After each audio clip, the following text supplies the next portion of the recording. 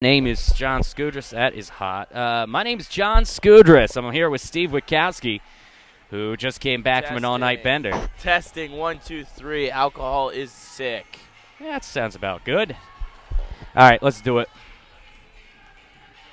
Where'd you go to school?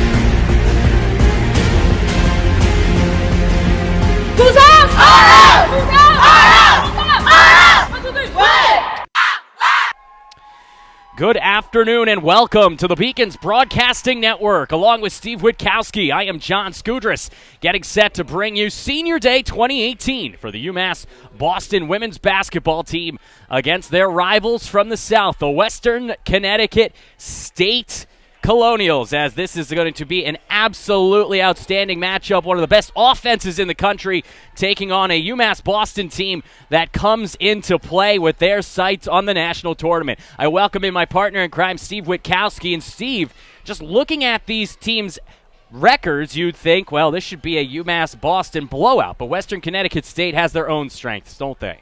Yeah, I mean, when you look at the stat sheet, their scoring offense is not only first in the conference, but it's first in the nation for D3 women's basketball with 87.5 points per game.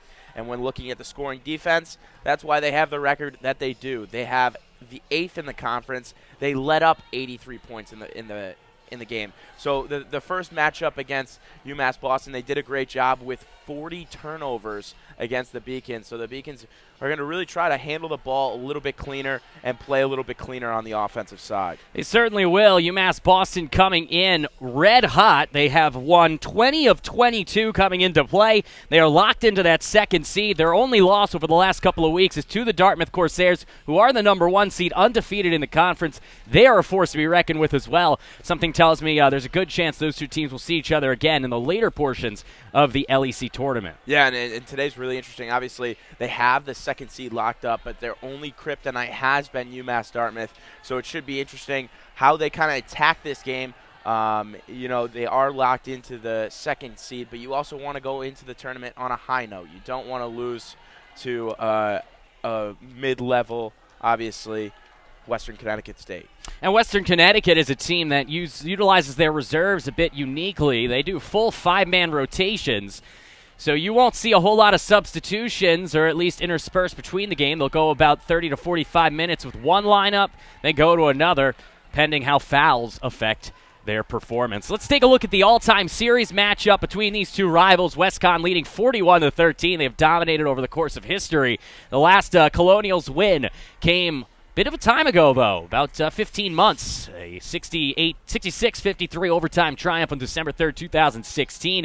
In their last meeting last month, the UMass Boston was able to put up 81 points in an 81-73 triumph. The top performance in that one, Raven Kelsey, who had 12 points, 9 boards, 8 assists, just narrowly missing a triple-double for Raven.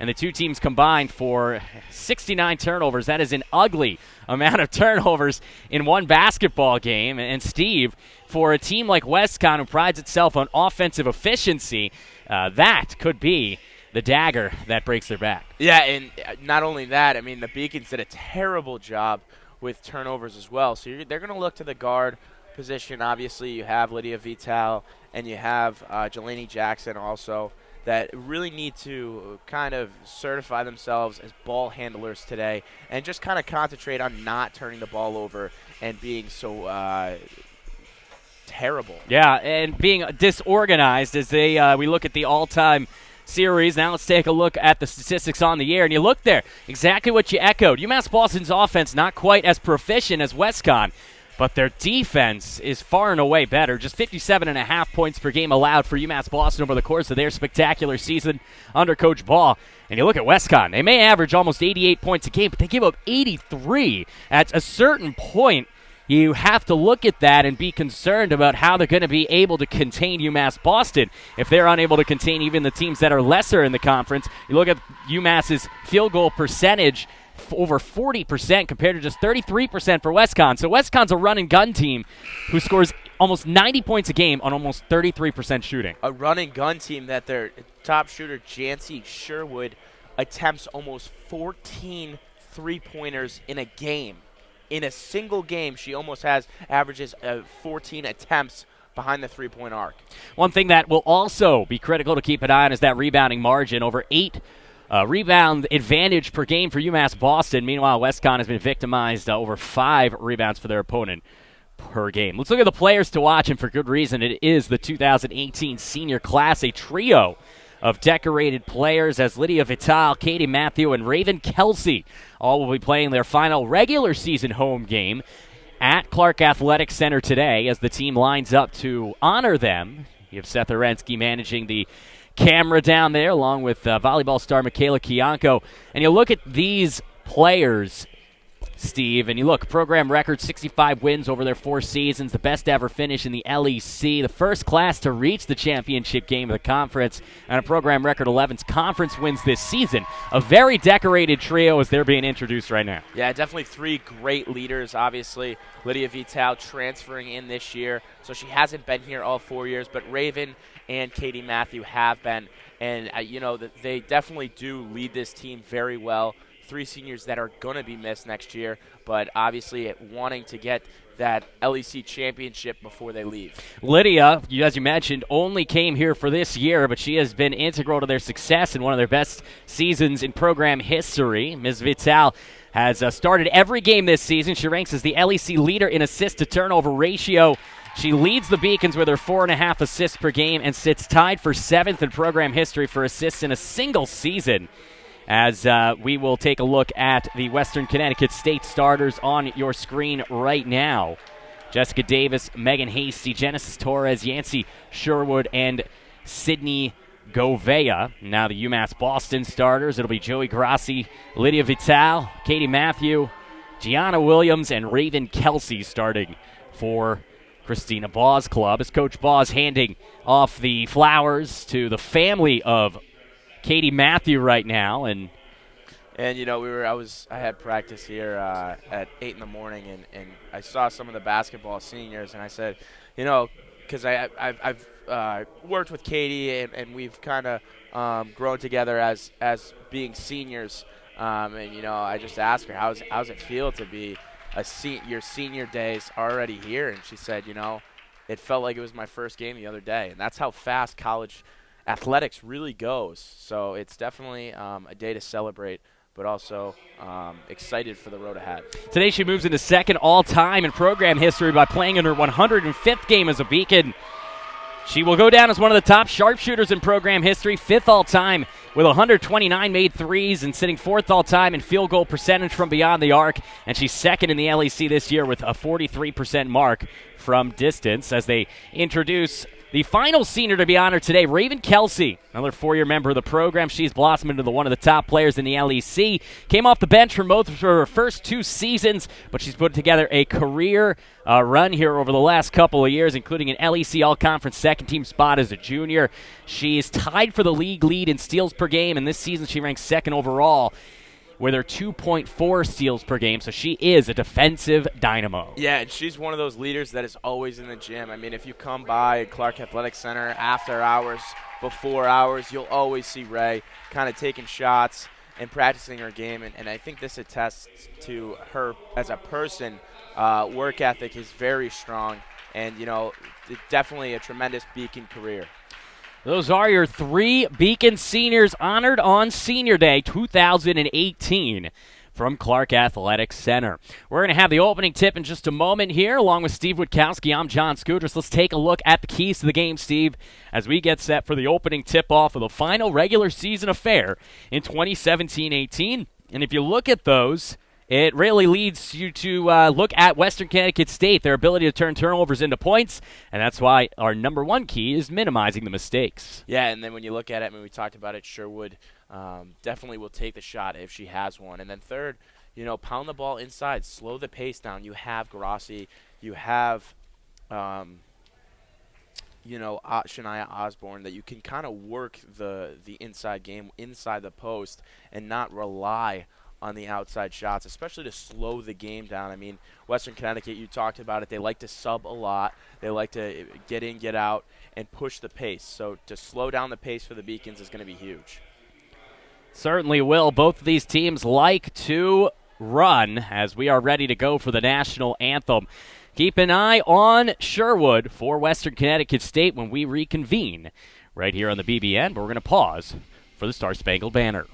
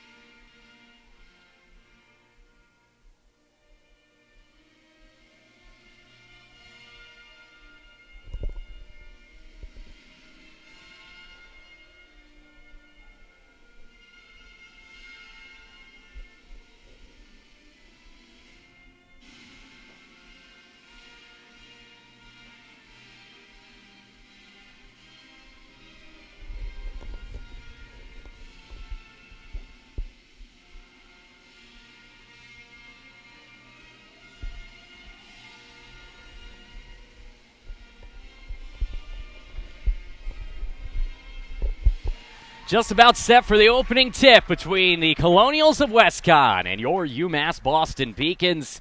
John Scudras here with Steve Witkowski on the Beacons Broadcasting Network. Pleasure to have you with us. It's a beautiful day outside, Steve. Sunny, about 40 degrees, but it felt about 10 degrees warmer. Although as I'm driving in, there is a sign on 93 that says winter weather advisory, Saturday and Sunday. So I don't know which way to make of it.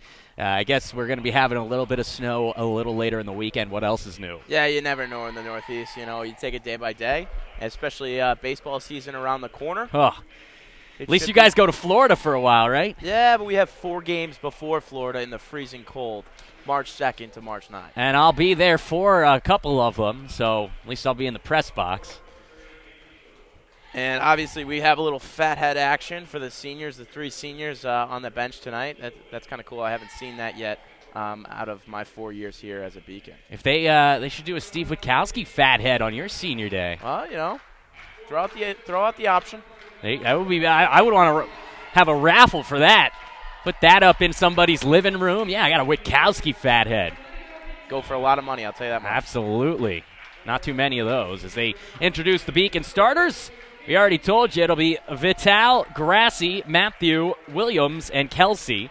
And when you look at the Beacons, all 3 of their starters, or all 3 of their seniors in the starting lineup. But most impressive thing I think about this campaign is look how many freshmen are on that roster. You have the 3 seniors, you have a couple of sophomores too, and then the rest on the roster are all freshmen, and yet here they are sitting at 21-3. Yeah, I mean, the reason why this team is so good is because they're so deep. And, I mean, you talk about them as being as freshmen, but they're very, very deep and talented. A lot of people not dressing up tonight. Not in uniform tonight. So whether it's injuries or fatigue, you don't need this game. But definitely something to watch is how deep this Beacons team really is. We will play 4 quarters in just a moment as the UMass Boston's women's team already locked into the 2 seed in the LEC tournament, looking to just maintain the momentum that got them here. 20 wins in their last 22 games, locked into the 2 behind UMass Dartmouth. Meanwhile, for Conn, this game also rather elementary. They are tied with Keene State, so with Keene State playing at UMass Dartmouth, if WestConn can pull off the upset, they would cement themselves as the 5, which for seeding purposes is probably beneficial because then they can play EastConn as opposed to a matchup against the Southern Maine team that is very good. So it'll definitely be interesting to keep an eye on. But we're all set to go. Steve has taken the opening tip for UMass Boston. Will be Raven Kelsey, and she'll be battling out there along with Frances Snyder. Opening tip is won by the Beacons. As starting things out, Lydia Vital, one of those seniors, transfer playing only 1 year here, coming over from Keene State. As there's an opportunity for Matthew. Matthew looking for some help. Back to Vital, senior to the far side. There's another senior, Raven Kelsey, from beyond the arc, off the rim and out. And the rebound taken and move forward. And you can see the defense already by Western Connecticut. Very pressing. Almost turned a couple balls over there by UMass. Quick pull-up three-pointer is off the rim and out of bounds from the shot of Yancey Sherwood. And Yancey, a junior from Pauquag, New York. Somebody to keep an eye on here today, averaging 20.7 a game. Tough inbound pass as Sherwood almost got her hand on it, but here comes Vital. Trying to set up a fast break, almost throwing it away. Kelsey able to keep with it. Right back to Vital. Vital near side for Matthew, down low. Pump fake from Williams, underneath for Grassi, and she is hacked and fouled. Underneath, the foul called on Genesis Torres. And you see already 5 subbing in. It's gonna be that type of game where 5 in, 5 out. Very pushing press and stuff like that. A quick game, but the Beacons, how they're gonna beat this exactly is ball movement. You saw it right there, getting the ball down to Grassi down low, get her to the line for 2. And the full 5-woman rotation, as I mentioned during the pregame show, they will just sub the entire roster in and out as they go in order to keep those legs fresh, as Grassi looks to make it 2 for 2. And that one rims out. So it's 1-0 UMass Boston. 45 seconds into the first. Kind of reminds me of like a hockey shift. You have 2 shifts and they just kind of come out and come off. Rimming out on that shot, that was Gabrielle Holbert.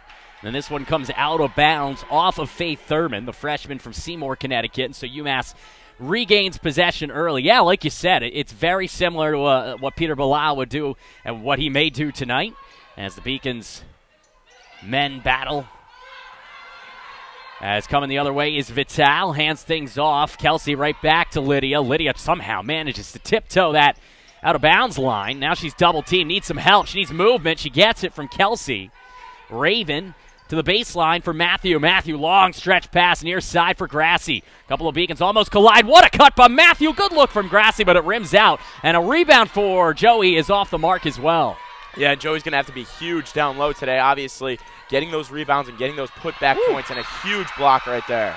Joey Grassi saying like Dikembe Mutombo as she rejects Emma Belcourt, a sophomore from Cromwell, Connecticut. And again, full 5 in every minute or so, it seems. Yeah, they're doing a great job with the pressure, the Colonials. Obviously, the Beacons not getting a ton of points, but being very flustered on offense. Doesn't look like they're getting great looks at the basket. Almost a foul underneath on Williams. Instead, it's off the mark and coming back the other way, 2-on-1. Here's Matthew with the right hand, and she misses the layup. Kelsey a rebound, rejected out of bounds. It'll stay with UMass Boston, but a little sloppy underneath so far. Yeah, and something to look at. It looks like the refs are kind of letting them play today, physicality-wise, so that should be interesting. I think that's in Colonial's favor, especially their pressing defense. Good look from Vital on the inbounds underneath as she hits Grassi, and Joey has now got all 3 of the Beacons' points here in the first 2 minutes. Here come the Colonials. Quick pull-up jumper from beyond the arc is off the mark there from Sherwood. Rebound underneath, and we will have a traveling violation on Western Connecticut. And so a turnover here. We mentioned a lot of turnovers the last time these two teams played, 69 in one game. Got another one there. And you talked about it. Sherwood will take the shot. I mean, that was probably 7-8 feet behind the arc. And now the Beacons the other way with numbers, trying to utilize the fast break. Pull-up jumper from Raven is rims out. And the rebound taken and moved the other way now by Torres. Genesis gets her pocket pick from Vital. What a play by the Beacons guard. as she knocked it towards Matthew, and the Beacon seniors getting involved early. Pull-up jumper from the free throw line is off the mark. That one taken by Williams, rebounded by Kelsey. Kelsey, good bounce pass and a fine for Matthew. Underneath, and it's 5-0 UMass Boston. And again, every 30 to 45 seconds, you're going to see the full lineup taken out for this Westcon club as Vital all over the court, dives on it, and gets possession for UMass Boston as the arrow points towards the Beacons, and they continue to play inspired defense early. Yeah, it's definitely, obviously, senior day is one for that you'll always remember. And Vital and Kelsey really putting their hearts out there tonight.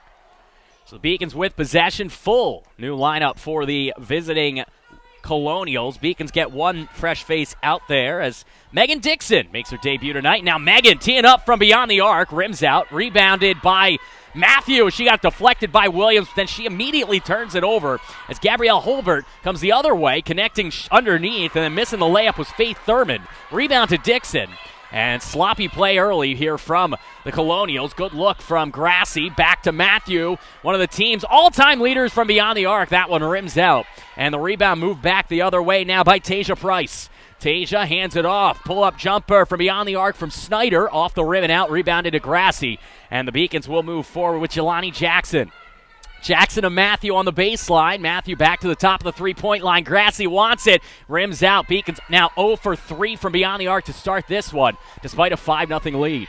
Yeah, if they could just hit some of these open shots that they're really getting, they'd be up by a lot more. What a play by Dixon to knock it away. Matthew then goes back to Dixon, and the Beacons turn it right back over. Thurman 2-on-1, goes right to the basket and misses. My goodness, this is looking like the first game of the season, not the last, with the way these two teams are playing sloppily as Grassi takes the feed from Jackson, and Joey Grassi now has 5 of the Beacons' 7. And something that the Beacons might need to do is just slow the pace a little bit down. Obviously, Jelani Jackson.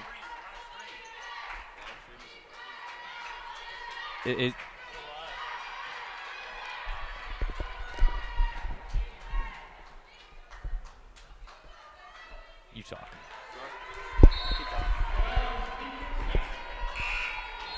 And the Beacons are going to take a timeout. Well, it's going to be immediate timeout. Correction, we're back on the floor. We were just notified that we may be having some technical difficulties, so if you haven't been hearing us, apologies.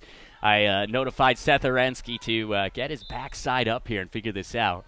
We're a bit understaffed here today because there are hockey playoff games going on across the building, and therefore we are operating with a 4-man crew. And while we are not unheard of, while we are doing our best, we can all only do so much. I can only speak and broadcast, and Steve can only do the same as this one comes out of bounds. 7-0 UMass Boston. They're not having any difficulty, certainly not defensively. 0 points allowed through the first 4+ of this one. And it's been solid defense, turnovers forced by UMass Boston. Here's a pull-up jumper from Davis. That one was way off. And really nothing has been really going down for Western Connecticut. I mean, they've had a couple open looks, a couple open lanes, and you see the physicality right there. There wasn't a call at all. And I think we talked about it before. I think that's going to benefit the Colonials because they have so much pressure defense and they really get in your face. So they're not calling those ticky-tacky fouls that they usually do. I was notified by Seth that it is working. So we're back. May just be a problem with him. UMass Boston is working up 7-0. And oh, what a brick from underneath. As unable to hit there was Gouveia as the struggles continue for these visiting Western Connecticut Colonials, and they're going to get 5 more fresh legs out there, but so far it hasn't mattered who the coach sends out, Coach Ribsick, as that one is missed underneath, and a foul finally called. Yeah, very physical game, obviously a conference game. They usually do get pretty physical, but it looks like they're letting the little things go and just calling some real fouls. Taking a look on my phone to see if it's working. I can't get it up, but then again, I'm no technological wonder. The foul was called on Jessica Davis, sophomore from Hamden, Connecticut.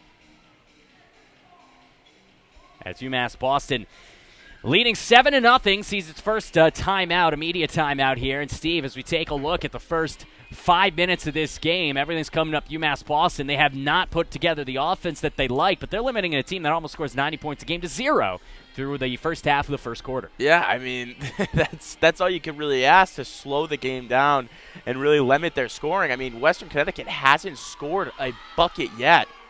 And see, we're having technical issues, and here's Gigi Braga, our typical director, down here dancing on the court. This is what I call, yeah, exactly. This is what I call letting your squad down. But, softball does have a scrimmage today. It is tough for and we are back. We are back. We're live. People can hear us. We're all right. But anyways, we're looking at it. Back to Beacons Athletics. This place is bopping today. You got men's hockey, women's hockey, men's basketball, women's basketball, baseball practice this morning. Softball has a scrimmage later. And I'm pretty sure lacrosse has a scrimmage as well. It is a full event schedule here from Clark Athletic Center and all throughout campus. Track has a meet in Middlebury, Vermont. Ugh. Sad place to be, I'm sure. Yeah. Hey, I'm from Western Mass. The Sticks are a good place.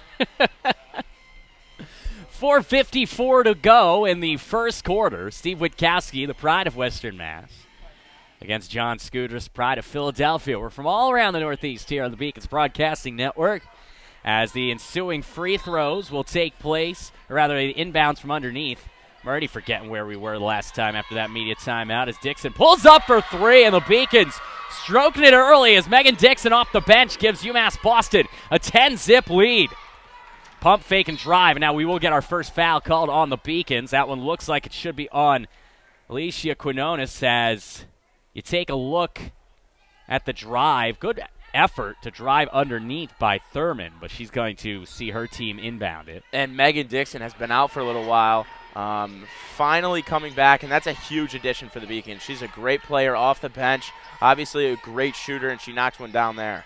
That one rims out off the back of the rim by Holbert.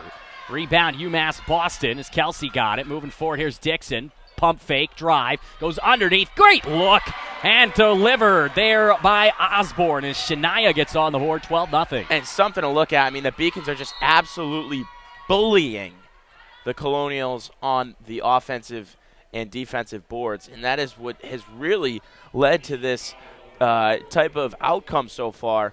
Hopefully the Colonials can kind of clean that up, or else this is going to be a bloodbath. Francis Snyder is the freshman guard from Pine Plains, New York, who will attempt the ensuing free throws after the foul called on Kelsey. She makes the first, and finally, after almost 6 minutes, the Colonials are on the board. It's 12-1. Taking a seat for the Beacons is Quinones. She'll be replaced out there by Grassi as Joey joins Kelsey, Osborne, Vital, and Dixon as the rebound to Shania. And as you said, those rebounds continuing to benefit the Beacons as Vital connects with Grassi on the bounce pass. Back to the top for Kelsey. Kelsey, far side, Dixon, wide open three. Pull up off the rim. Rebounded by Kelsey as the Beacons continuing to play very well on the boards. It's good pass near side. Osborne using the backboard but can't get the layup. And we will get a call and a stoppage, a foul on Osborne. And, the Beacons have played absolutely fantastic so far. The only thing they have to clean up is the touch in the end. You've seen it with Katie Matthew a couple of times, Osborne right there. They just have to clean up the final touch and actually execute those types of baskets, and they could be up by 20 points right now. Coming back the other way now after the foul, Western Connecticut, as Megan Hasty, a freshman from Vernon, Connecticut, one-on-one with Vital, tries to drive right through the lane and gets her pocket picked by Lydia. She'll try to use her speed the other way, but she is fouled in the backcourt as that one is on Monestein, as Katiana is guilty, and the Beacons continuing to take it to the Colonials early on. Yeah, and that's another great hustle play. Obviously, today's a big day. We kind of talked about it, but Vital really showing off today so far with amazing hustle play. She had a couple steals and a jump ball early. And Raven is flying as Kelsey puts it through for two. It's 14-1. Definitely not the outcome that we thought we'd be at with 3:25 left in the first. Maybe we should have, looking at the records, as that is a foul drawn by Genesis Torres. Looking at the records, but it's always pretty close in conference play. I wouldn't be surprised if the Colonials made a comeback, but they have to do a better job on the boards and taking better quality shots. I mean, we talked about Sherwood chucking up a couple threes that were pretty deep, but it doesn't look like they've really had great offensive opportunities. Both teams have missed from underneath. Layups have been a bit fleeting here as Torres heads to the charity stripe for the first time. Beacons up by 13 early. And Genesis strokes the first. It's 14-2. Substitution for Coach Ball as Osborne will take a seat, and she'll be replaced out there by Mazik.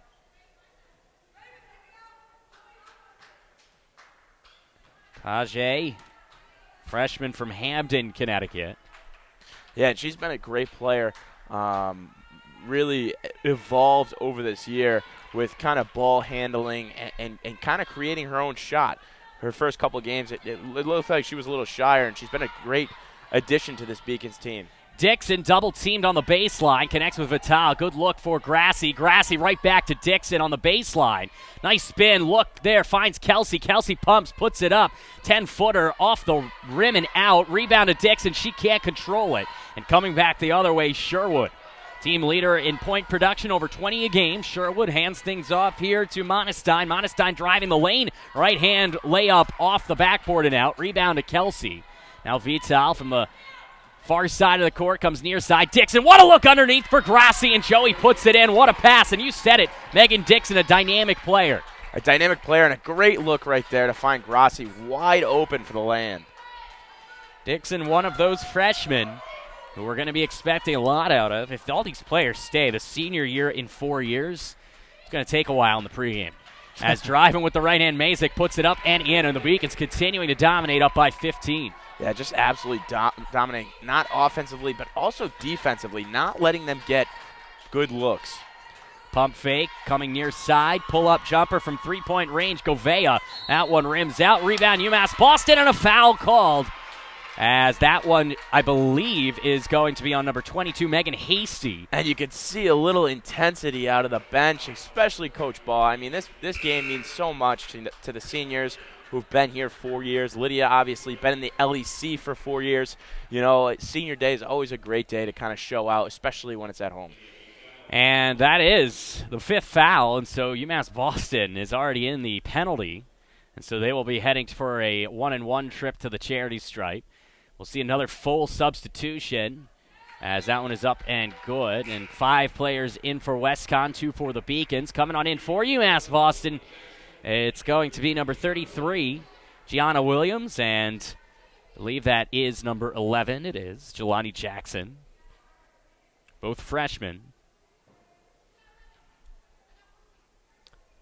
As Vital hits both, it's 20-3 UMass Boston here in the first quarter of play, as they are taking it to Westcon, who has scored 3 points in the first 8 minutes.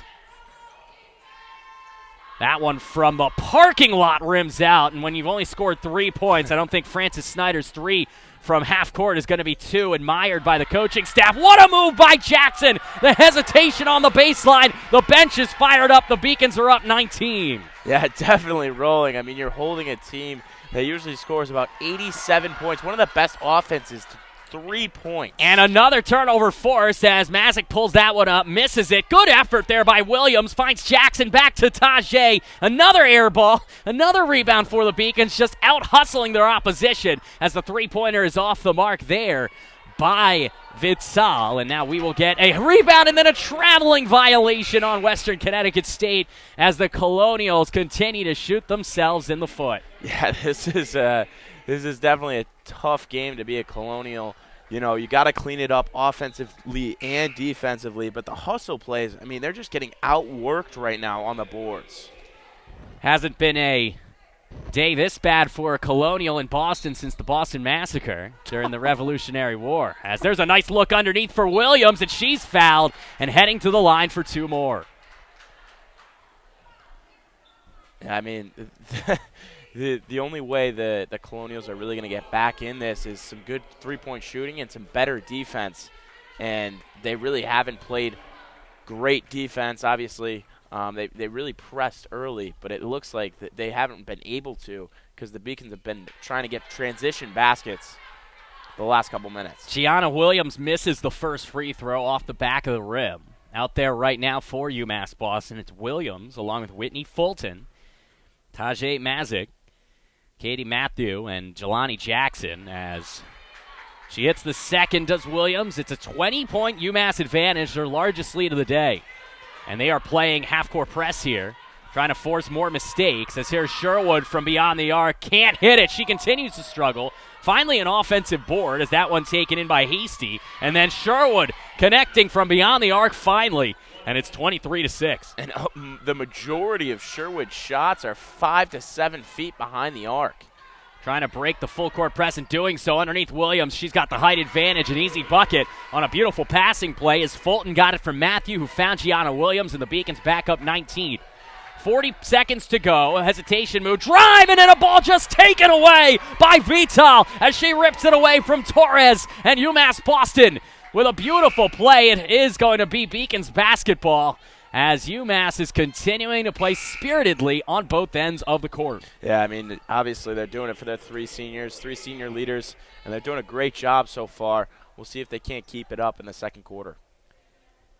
25-6, 39 and change left on the first quarter timer as full court press ensues. Getting it in here to Jackson, right back to Matthew, the senior. Hesitated and then had to go deep for Fulton. What a pass. Looked like Nick Foles in the Super Bowl as the Beacons right now taking it to the Colonials. Nice look down low. What a feed, and then unable to finish there. Down low was Gautier. And then the second chance is up, and UMass Boston will head to the charity stripe again as they continue to dominate the offensive boards. Dominate the offensive boards and just get to the foul line. I mean, they've done a great job of kind of pressing the Colonials to make a move and get them to the line. Beacons are third in the conference in free throw percentage. Just rimming that one out is Gautier at 67.5. West Conn fifth at 63.5. And West Conn is number one in the conference with 47 offensive rebounds per game. And so when you look at that, what that says to me is that the Beacons witnessed the strength from the last time they played them and have made the necessary adjustments, up by 20. There's a nice move underneath, and the bucket is up and good from Gabrielle Hurlbert. And with 5 seconds left, Jackson finds Fulton for two. At the buzzer, she hits it! And UMass Boston, everything coming up Beacons blue through the first 10 minutes of play as they lead it 29-8, a 3-touchdown advantage after 10 minutes. And Steve, from start to finish, the Beacons have brought their A-game here on Senior Day. Beacons on pace, and when we talked about West Conn's offense, Beacons on pace to score over 110 points. I mean, they've just been playing great offense that transitions to great defense, and, I mean, they're absolutely dominating this game right now. They certainly are, as they lead this one 29-8 after one quarter of play. The two teams going into their respective huddles, and if you are Western Connecticut State right now, you've just been punched in the mouth pretty vociferously through the first 10 minutes. You've seen some bad shots, but you've really seen the problem be the rebounds. The Beacons are getting both the defensive and the offensive second chance opportunities. If you're the coaching staff, what are you preaching right now? Well, you have to be better on defense. I mean, you can't have those ticky-tacky fouls, obviously down 20 at this point. And they just have to get into a groove. Obviously, they're a very good offense. They can score a lot of points. But, you know, the first quarter doesn't depict how the whole game can go. You know, you just have to slow down the game a little bit, or speed it up for that matter, because that's how they kind of run, and just play a little better defense. Stay tuned after this one. About 30 minutes after this game, we will have the men's basketball matchup right here on the BBN against Western Connecticut State. And that one, we anticipate at least, would be a little bit more of a basketball game. The Beacons on paper, and this one we're expected to win. That one's a big battle because both teams right now tied at 8-5 in the conference. The winner gets, of course, the higher seed in the LEC tournament. So that should be a real battle as we get a whistle here early in the second quarter. Yeah, the higher seed, and obviously looking ahead, I mean, for men's basketball, the winner, the loser has to play UMass Dartmouth, and they're the only team in the conference to beat Eastern Connecticut State. Obviously, Eastern Connecticut, one of the better teams in not only the conference but the nation. So you don't want to be playing UMass Dartmouth. You'd rather be the 3 seed and play a different team. Off the foul on UMass Boston, an inbound underneath here from Westcon as Colonials look to go underneath, off the rim and out on a shot there from Torres. Rebound to the Beacons, and a great play made by Gauthier. She threw that off the leg of number 22, Megan Hasty, and so the Beacons will keep possession as she was going to go out of bounds herself, but a heads-up play from UMass. Yeah, heads-up play and another hustle play. I mean, this is what is separating the game right now. Hustle plays with turnovers, jump balls, and obviously rebounds. That's just hustle plays. Fulton is open. She pulls up from about 10 feet out, rims out. Rebound taken the other way. Coming near side, Sherwood. She loves to throw it up from nowhere as she airballs, and that's just not good basketball. It's coming the other way. What a cut by Matthew. She's too far underneath. Hands it off outside. Mazik finds Vital. Great look for Fulton. Fulton looking to find help down low for Matthew. Matthew, one-on-one, comes near side. Vital, good touch passing as Tajay Mazik can't hit from the baseline, and she was wide open. Yeah, we talked about Sherwood. I mean, 14 attempts from behind the arc per game, but I mean, she hasn't taken a quality three-pointer yet. That's a travel on Westcon as it goes from bad to worse here in the second quarter as Western Connecticut State's Genesis Torres travels just moments after Jancy Sherwood threw up a shot from Worcester as right now with a 29-8 advantage, 9:07 to go in the second, we will get a Beacons inbound. I'd go more or less Cape Cod. It's not good either way. As here's the inbounds here taken and moved forward by the Beacons. Massive connecting with Gouveia, who throws it away. And it's taken away. Move forward now by Hurlbert. Hurlbert watching the feed come near side for Belcourt. Belcourt underneath using her right arm to leverage off the defender. And she's fouled underneath by Gouveia. And so UMass Boston will see a couple of free throws here from Emma Belcourt. And checking in, Osborne, Grassi, and Dixon. We talked about how many people the bench really has that can play for UMass Boston. I mean, you talked about Western Connecticut can sub 5 in, 5 out. Well, UMass Boston can really play 12, 13 individuals that can really, do some damage against any team in the LEC. Mazik will take a seat, as will Fulton. She'll be replaced out there by Osborne and Grassi, as you said. Vea also taking a seat. And Dixon entering for her. And that's part of the success of UMass Boston this year, that depth. Unlike Westcon, who just goes 5-5, the Beacons can really throw in a bunch of pieces at different times. And the return of Megan Dixon certainly helps. She's one-on-one now with Hurlbert. Around the horn they come. Far side driving is Torres. Hands it off. Thurmond. Skyhook with the right hand off the mark. Matthew deflects it to Grassi, and here they come. Dixon leading the rush. Leading the rush and trying to slow it down a little bit. Obviously, you're up, 19 points. This is no need to kind of speed up the game. You can really slow it down, obviously, offensively, take all the shot clock that you have. Coach Baugh shouting out instructions and strategies to her team on offense as Matthew inbounds it. One touch from Grassi to Vital. Vital to Grassi, down low Dixon from the baseline for three, and she strokes it, and UMass Boston is lighting it up from beyond the arc.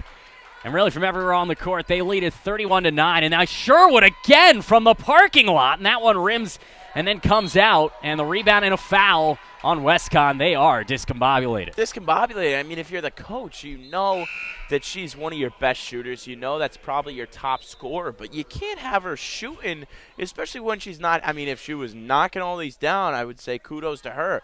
But she hasn't knocked it. I mean, she's one for 6. Not only that, but she's taken some of these shots with 20, 25 seconds left on the shot clock. If you're down to the final few seconds, okay, but that's a bad shot. Good look from Vital to Osborne. She can't hit. Good defense underneath. And we're going to get a foul now on Kelsey as UMass Boston sees the call there with 7:56 to go. First half action, leading 31-9. 31-9, and just not a whole lot of offense on Western Connecticut's side. I mean, coming out of the break, you got to tell your team something that they can get some points on the board, but really the Beacons doing a great job on defense, not letting them get to the hoop. Sherwood again from way up beyond the arc, and she misses. My goodness. As there's Vital coming the other way. Good bounce back to Grassi. Grassi tried to go far side for Williams, and a bad turnover for UMass Boston. As coming back now, fakes the shot as Torres. There's a three-pointer. That one is up and good. And that is Govea, the freshman from New Fairfield, hitting it. About time someone other than Sherwood shot it, as here is Dixon trying to split the defender and doing so. Nice move from Megan. Good bounce pass down low. Osborne probably should have gone right back to Megan, but she does draw the defensive foul underneath, as that call will be on Jessica Davis, sophomore. Yeah, and that's something the Beacons have really done a great job of, is just splitting the press and then finding an open person under the basket that they could get an easy two. You know, they've done a real good job, and that's something that Beacons have a great team for, is breaking presses. They have a lot of people that can handle the ball on the court. Dixon rims out on a baseline three-pointer. Now coming the other way with it is Belcourt. Belcourt bounce pass underneath, using the opposite hand, and hitting the layup on the left side is Thurmond. And it's 31-14 as Vital is bumped out of bounds, and she draws another foul as this one is coming on Frances Snyder. And she does a great job kind of using her speed and athleticism to get the fouls. Obviously, the Colonials were in foul trouble in the first quarter, and again, 3 fouls early.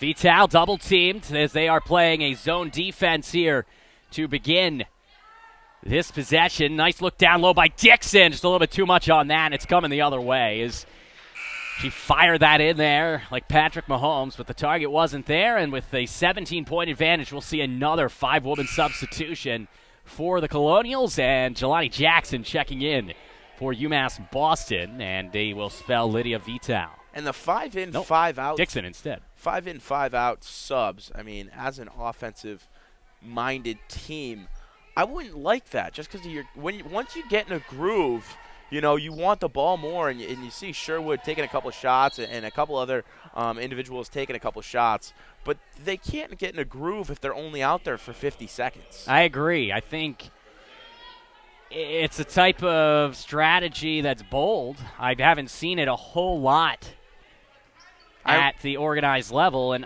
there's probably a reason. And, you know, with Westfield State, I think it was a couple years ago. I don't know if I did the game with you, but they kind of had the same way of run and gun, and the Beacons did a great job of slowing them down as well. 2-on-1, poorly executed as Vital made a nice look, but unable to finish underneath, as this is another call on UMass Boston. So the Beacons have gotten a little sloppy here over the last minute or two, but still maintaining a 17-point advantage. As driving with the right hand, hitting it, and a foul. A good play from Megan Hasty as she will head to the charity stripe. And just like you said, it's a long game. Anything can happen. It's down to 15. It's a long game, especially in conference. I mean, you have your runs in college basketball, not only women's but men's.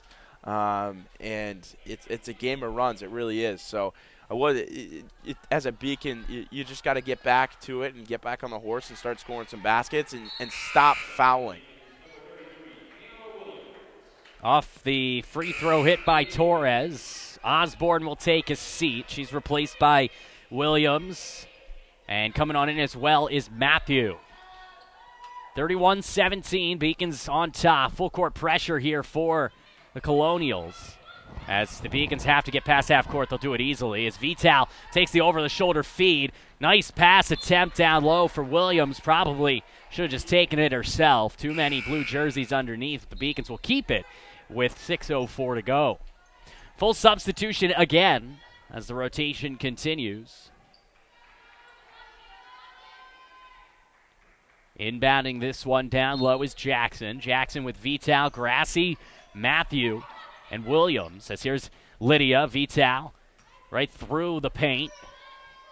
Grassi finds Matthews, sets the screen for Katie. Katie looking for some help, hits Jackson wide open from beyond the arc. She can't hit that one. But Grassi somehow gets that offensive rebound.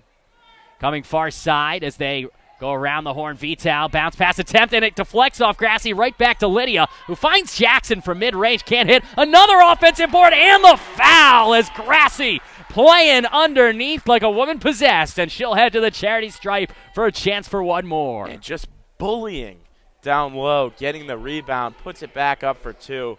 You know, there's no excuse for that as Colonials. You know, they're getting back into the game and just can't do that. And that's Tasia Price, 5'9" junior, who got bullied by Grassi not once but twice on that possession, as the Beacons will see Fulton check in. And that's the interesting thing about UMass Dartmouth. They're the only other team in the conference, with the exception of one or two teams, that can really play with the Beacons height-wise. And I think that's why the Beacons have so much trouble against them, because Grassi and Osborne, I mean, freshmen, have a tough time against senior and junior level bigs. Yeah, bigs. As a three-pointer for the baseline is another air ball for the Colonials. Down low here, trying to put it up with the right hand, and rimming out there was Thurmond. It's actually Mazik that checked in, not Fulton, after second consideration, as Tajay gets the feed. Mazik, nice look underneath Grassi, one touch far side for Matthew, who nails the baseline mid-range jumper. And the passing plays for UMass Boston's bigs continue to get better as the game progresses. Now here's Thurmond, pump fake on Williams. She travels as she hesitated, wasn't sure exactly what to do as Williams teed her up, and we will get a media timeout with 4:56 to go in the first half of play. It's 36-17 UMass Boston right here on the Beacons Broadcasting Network. And Mr. Witkowski, both teams here in the second quarter are playing progressively better as it goes on. Westcon has finally gotten a few buckets, but the shot selection for the Western Connecticut State Colonials, it's really not good right now. No, not great. And I mean, they're connecting on buckets, but it's nothing like they're still down 19, and that's the Beacons doing a great job of obviously defense. You see Grassi with a couple blocks. You see a couple turnovers by Vital, and just doing the hustle plays, getting the extra rebounds, getting the offensive rebounds, and getting the putbacks for points on the board, and that's why they're dominating this game right now, especially on the scorebook. Folks, stay tuned at halftime. We will look back at the first half statistics, team leaders. We'll take a peek around Beaconville. As we mentioned, a big day on Beaconville for all the athletic schools and clubs. And we'll look at men's basketball highlights from last Saturday's victory against the Panthers of Plymouth State, as well as a special inside look at the 2018 Special Olympics, which occurred right here on campus last week. As UMass Boston leading right now by 19 with 5 minutes to go in the first half of play. We'll also, of course, look at the LEC scoreboard. While the Beacons are cemented into the 2 seed, it'll be interesting to see how Keene State fares against Dartmouth today. Yeah, it's interesting to see how some of these teams, I mean, it's kind of like the Rams, for example, for the NFL. They sat all their players, came to the LEC, into the NFL playoffs cold, and the Beacons, you know, they're not sitting a lot of people today trying to run in with a hot hand. Certainly are, and it's Fulton almost had a nice bucket on a hesitation move that sent the defender flying.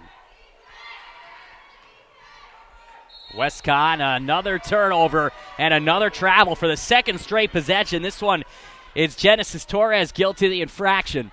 And another turnover sends the Beacons the other way.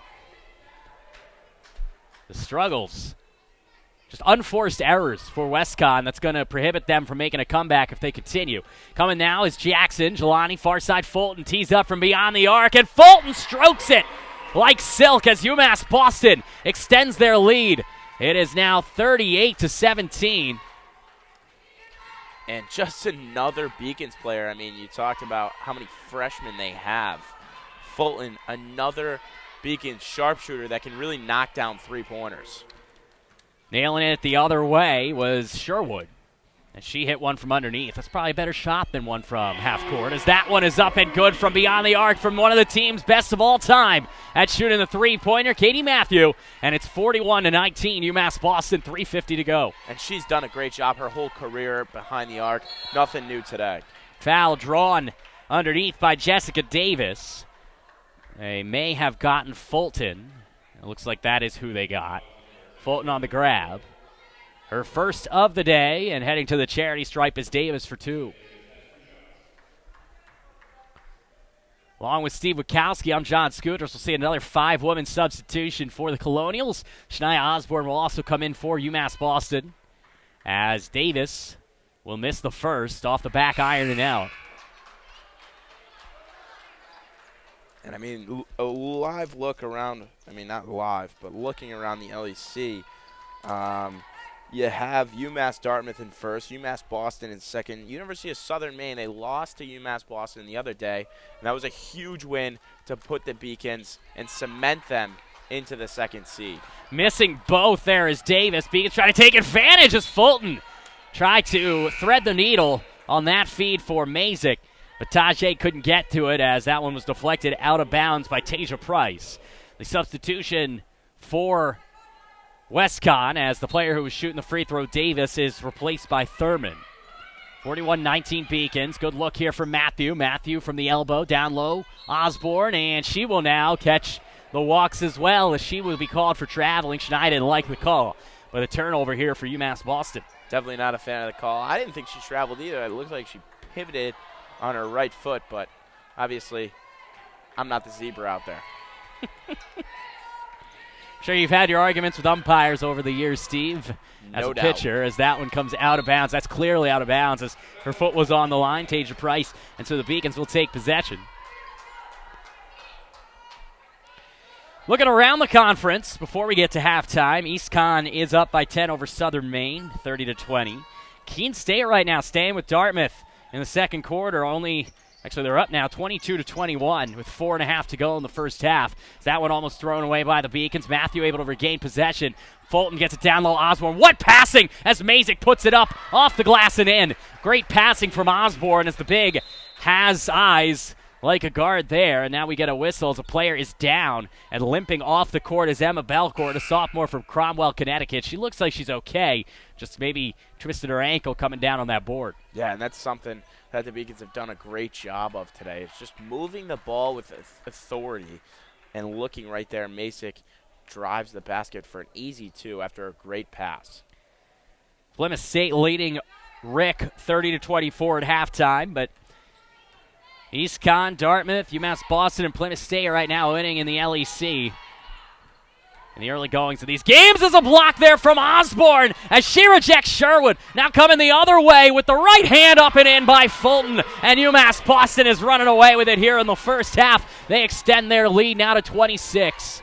I mean, no starting 5 except for Katie Matthew out there. And these girls are playing a great job. Oh, and then falling down by her own volition is one of the visiting Colonials. Coming back the other way, Mazik. Turning that ball over was Hasty. Jackson, baseline for Fulton. Fakes the pass. Now comes the other way off the hands of Mazik. But Johnny on the spot. Matthew right back to Tajay. Off the glass and out. And then Fulton unable to get the board, but it stays with UMass Boston as Govea let it slip out of bounds. And 2:20 left. I mean, we don't have an interview with Coach Baugh today. I'm sure it'd be a great one if we did. What do you think she'd say after this? Well, Coach half? Baugh would probably say she's pretty happy. Now, if it was the men's basketball team, I'm sure we'd hear something else. Not winning by enough. But UMass Boston coach Christina Baugh certainly has to be happy with what she's seeing, but she knows that the real test is going to come later on this month, as that one almost thrown away by Osborne. Jackson able to get it before it hits the blue paint. Double team Jackson using her speed, and she's fouled. What a play by Jackson, as they believe they are going to call Frances Snyder for that one. Yep. Yeah, and that's something her and Vital, I kind of touched on it a little bit earlier, but they're so good with the ball and so quick that they do pick up these like little ticky-tacky fouls, which in the end kind of lead to a couple free throws. Jackson at the charity stripe. First time today, as the first is up and in. Jelani, a freshman from Brockton. You're quite familiar with Brockton. Couple of years playing over there at Campanelli Stadium. City of Champions. Absolutely. If you talk to anyone and everyone from Brockton, they'll They'll tell you. They'll tell you the City of Champions. I guess a couple decent boxers went through there at a point. And if you say anything negative, what are you, smart? Trying to be smart with me? Brockton is a nice little town. The stadium itself is a nice place to play for a college team. It's just so far away from campus, it was hard to get any sort of fan base out there. Yeah. I know my commute there was not my most fun, as there's a nice drive down the baseline from Dixon with the left hand off the mark. Rebound, juggled, comes out to the three-point line, and that's going to come out of bounds off of Thurman. And so the Beacons leading 47-19 with 97 seconds left in the first half. Another full five-man substitution for the Colonials. Yeah, it'd be interesting if they keep this pace. I mean, this is how they play, so they're not going to change it. But, I mean, down by 28. Oh, that was not a good look from Matthew, and then a pocket-picking play by Jackson to Dixon from beyond the arc. It's good. They're going to say her foot was on the line, so it's only a two-pointer. But what a play from Jelani Jackson, as this one is from beyond the arc, and answering right back is Genesis Torres. With 75 seconds to go, press continues. Fulton 2-on-2. She finds Gavea, connecting, yes, with Gauthier. Now back to Jackson. Jackson, Matthew, one touch, open. Dixon for three. That one rims out. 60 seconds to go, 27-point UMass Boston lead, and then a turnover again here from the Colonials, who are out of sorts as Jackson pulls up, elbow jumper. That one rims out. She had plenty of time in the shot clock there to hold it. But now coming the other way with it is Sherwood. Poquag, New York native. Coming now back to the near side, and it's tipped and intercepted by Dixon. She cannot control it to set up a fast break. The Beacons could even hold for one here, and instead they're going to have a double dribble on Megan Dixon. That's not a call you see at this level all that often. No, but I saw it. I mean, I saw it coming, so it's a great call.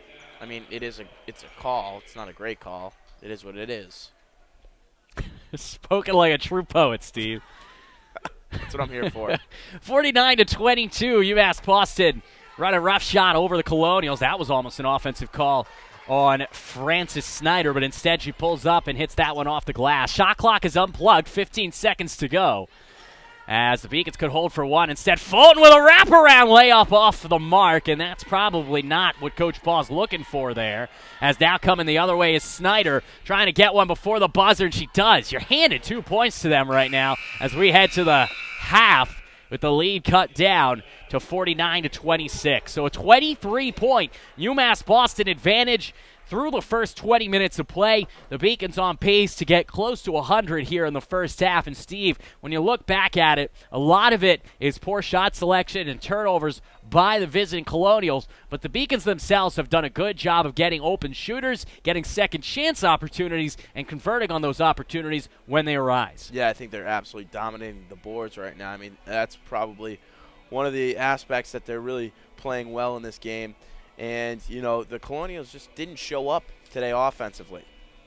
They certainly haven't so far, but still plenty of basketball left to go with the score. UMass Boston 49 and the visiting Colonials of Westcon 26. We're going to go to a break here on the halftime show. When we come back, we will have halftime stats, team leaders around Beaconville, and a look around the LEC scoreboard. But for now, let's take a look at a recap and a review of the great event that was here last Sunday, the 2018 Special Olympics. That's up next right here on the Beacons Broadcasting Network.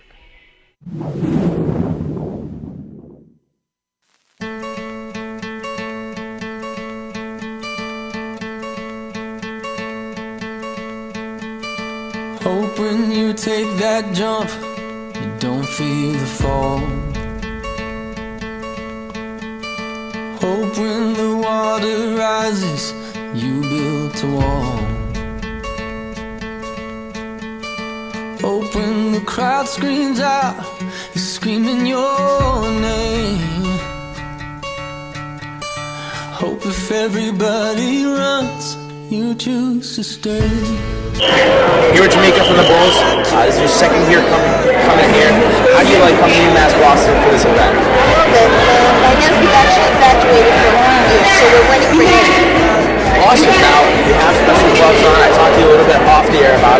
you talk about why you wear those gloves and how does it help you? It helps me shoot better. And obviously, the first game you did pretty good on that.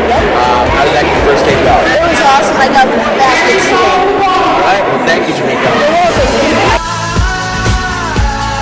I did it all.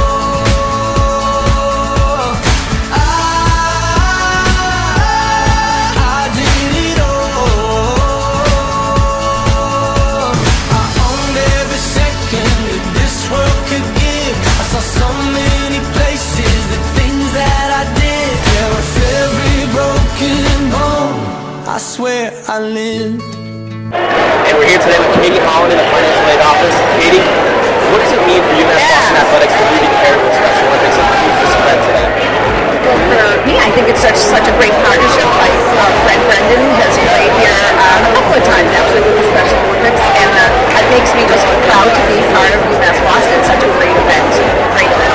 We pulled you out of the crowd because you're a friend of Brendan. Brendan, you already had a game today. Can you kind of tell us how that went with the Brooklyn Jaguars? Well, we had good sportsmanship and we had great teamwork. That's always good. What are you looking for this second game to really improve on and get better on? Passing the ball. That's always good. Thank you. Hope that you spend your days, but they all add up. And when that sun goes down, hope you raise your cup. Oh, I wish that I could witness all your joy and all your pain. But until my moment comes, I'll say I did it all. It has gotten better and better each year. We have more parents and more even parents together coming back and commenting on what a good event that we Could give. I saw so many places, the things that I did. And with every broken bone, I swear I lived.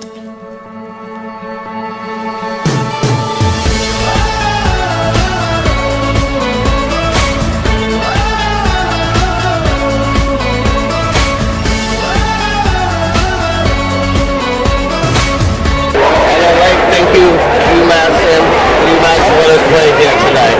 Yeah, thank you so much. Thanks to Ram and Winnie for being here. Where I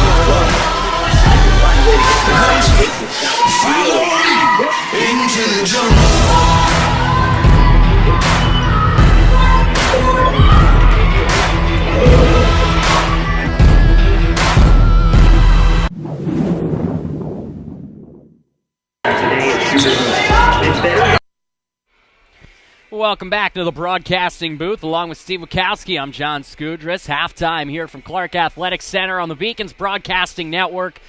As UMass Boston leads it by 23, it's 49-26 after the first 20 minutes of play. As the Beacons right now, as we take a look at the halftime statistics, not surprisingly, dominating most of those categories, Steve. You look there at the rebound totals, a little bit more narrow than we thought they would be, but the assist margins are big, and a large reason for that is the ball movement and the success of the Beacons at utilizing it. On the other hand, you've seen West Conn forcing up a lot of bad shots. Yeah, and then you look at it, turnovers as well. Just not a great job from the Colonials on holding the ball. And we talked about it, the rebounds.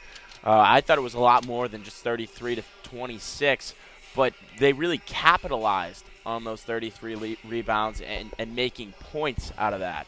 So, the statistics kind of are pretty even with the rebounds, but the field goals, the Beacons have attempted 50 field goals, and that just attests to how many rebounds they're really grabbing. It's the peripheral numbers that really stand out to you. Points in the paint, the Beacons are up 24-12. Points off turnovers, 17-6. Second chance points, 10-3. And the bench points, which is a bit surprising with how much the bench is used. 5 women's substitutions. The Beacons on top, 25-10. And that is the difference right now. UMass outscoring West Conn 28-8 in the first, 21-18 in the second, and they lead it by 23 after 2 here from Clark Athletic Center. Let's look at the individual numbers for these squads. The individual leaders you see there, Joey Grassi's having herself a nice first half. She started strong. She's 4 for 6 from the field. 2 for 3 from the charity stripe. She's got 10 points, 5 boards, 2 assists, 2 blocks, 2 steals. That is a heck of a line for a first half of a women's basketball match for Grassi. On the other side, you see Sherwood tied with 5 points to lead the team, but she is just 2 for 11 shooting and 1 for 6 from beyond the three-point line. Her shot selection's got to get better if West Conn wants to get better in this game. Yeah, and she really, we talked about it before, she takes 14 threes, but today she hasn't hit a lot of them. So she's got to either mix up the offense a little bit and start facilitating the ball a little better, or she has to just make some shots to get their team back in this game. Let's look around Beaconville as there is a lot of action going on this weekend. You see there the track and field team is at the D3 New England Championships. Men's basketball is the second half of this doubleheader coverage getting underway a little after 3. Game tip-off scheduled for 3:30 p.m. And number 2, women's hockey in the LEC tournament NEHC tournament rather, hosting number 7, Salve Regina. That one getting underway around 3 p.m. And then after that, the 4th-ranked men's hockey team hosting NEC in the first round of the NEHC as those playoffs will begin this evening on the Beacons Broadcasting Network. Let's take a look now at men's basketball highlights in their last victory against Plymouth State from last Saturday, a 14-point triumph for the Beacons. That's up next, right here on the Beacons Broadcasting Network. Average this year, and so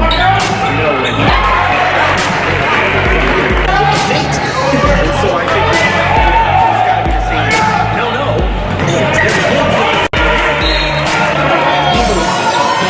To the game with Jason on Sunday. Tension there. Inside on the road.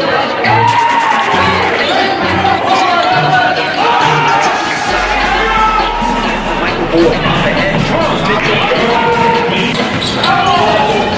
Baseline drive. This game on to the goal side, but that here was pressure highly on the rush up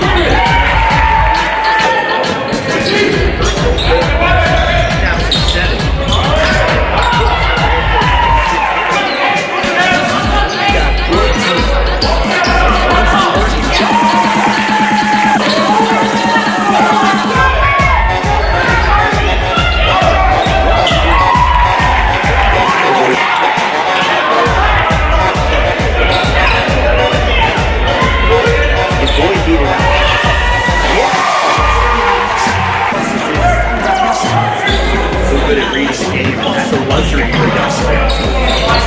Good stats.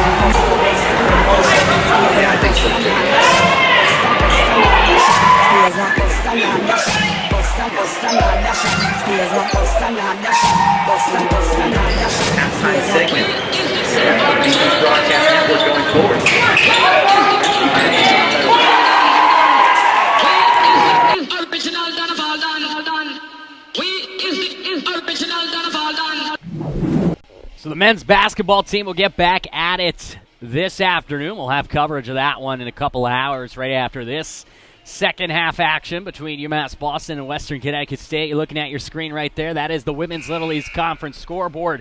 And a bit of a surprise, couple of them out there. East Conn is all over Southern Maine. Not a big surprise there, 45-31.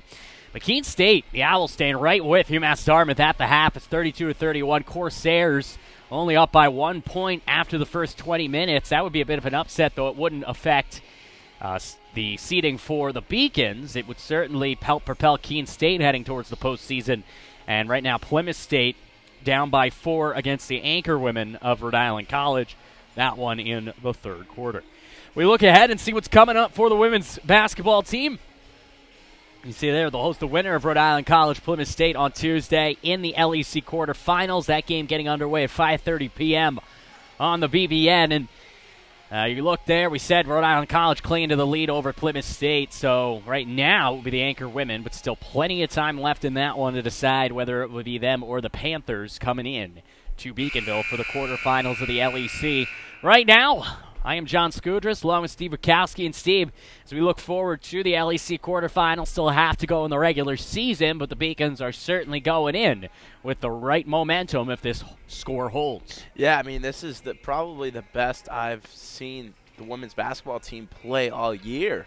I mean, sound defense, getting blocks, turnovers, and then on offense, I mean, they're moving the ball tremendously well. You talked about the top scorer had 10 points. So there's 39 other points facilitated throughout the whole team.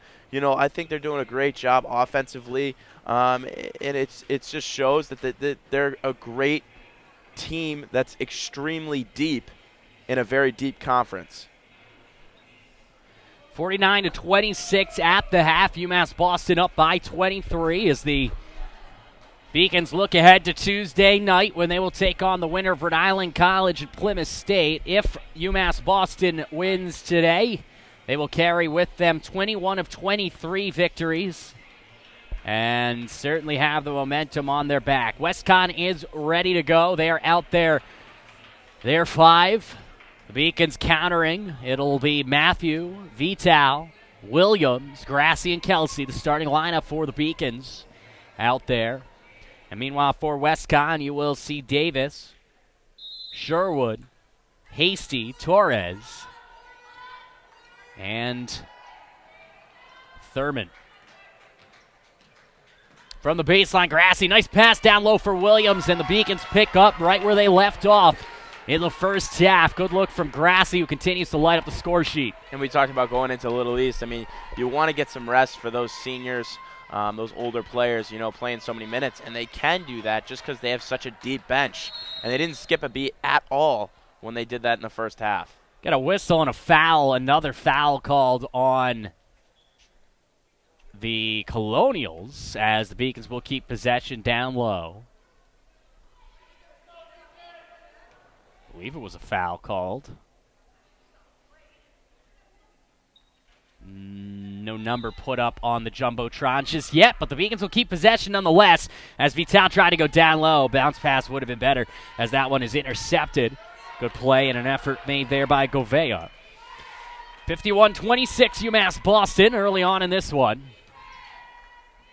As the second half of play just got underway, Davis with the right-handed layup up and good. So 51-28 as the Beacons inbound, try to rush through the full court press. Vital for Kelsey. Good look near side. Matthew, one dribble outside, wide open. Lydia Vital for 3, rims out.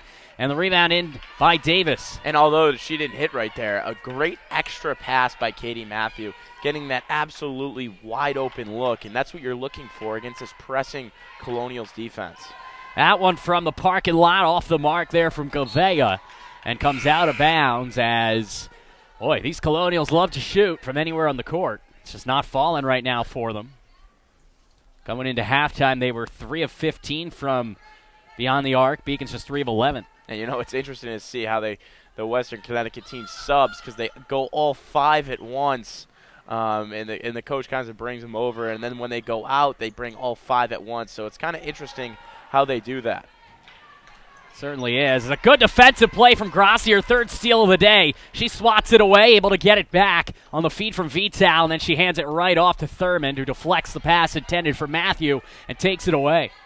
Now here's Snyder. Francis up to the three-point line, pulls up and barely hits the rim, goes out of bounds as the struggles from beyond the arc continue for the Colonials. And I mean, they were 3 for 15 in the first half shooting three-pointers. And I mean, they're trying to get a little offense going. I would suggest going with the 2. At the very least, find the open shot, as there were still 20 seconds on the clock when she took that one. As Williams and the Beacons answer, Vital with the assist as Gianna puts it up and in. Beacons up 25. Here's Thurman driving, blocked by Grassi. Another block from Joey, who's lighting up the stat sheet today. That three-pointer from Snyder rims out. The ball is loose down low, grabbed by the Colonials, and we'll get a jump ball as tying her up Matthew. Westcon will keep possession, and 5 new players for Westcon.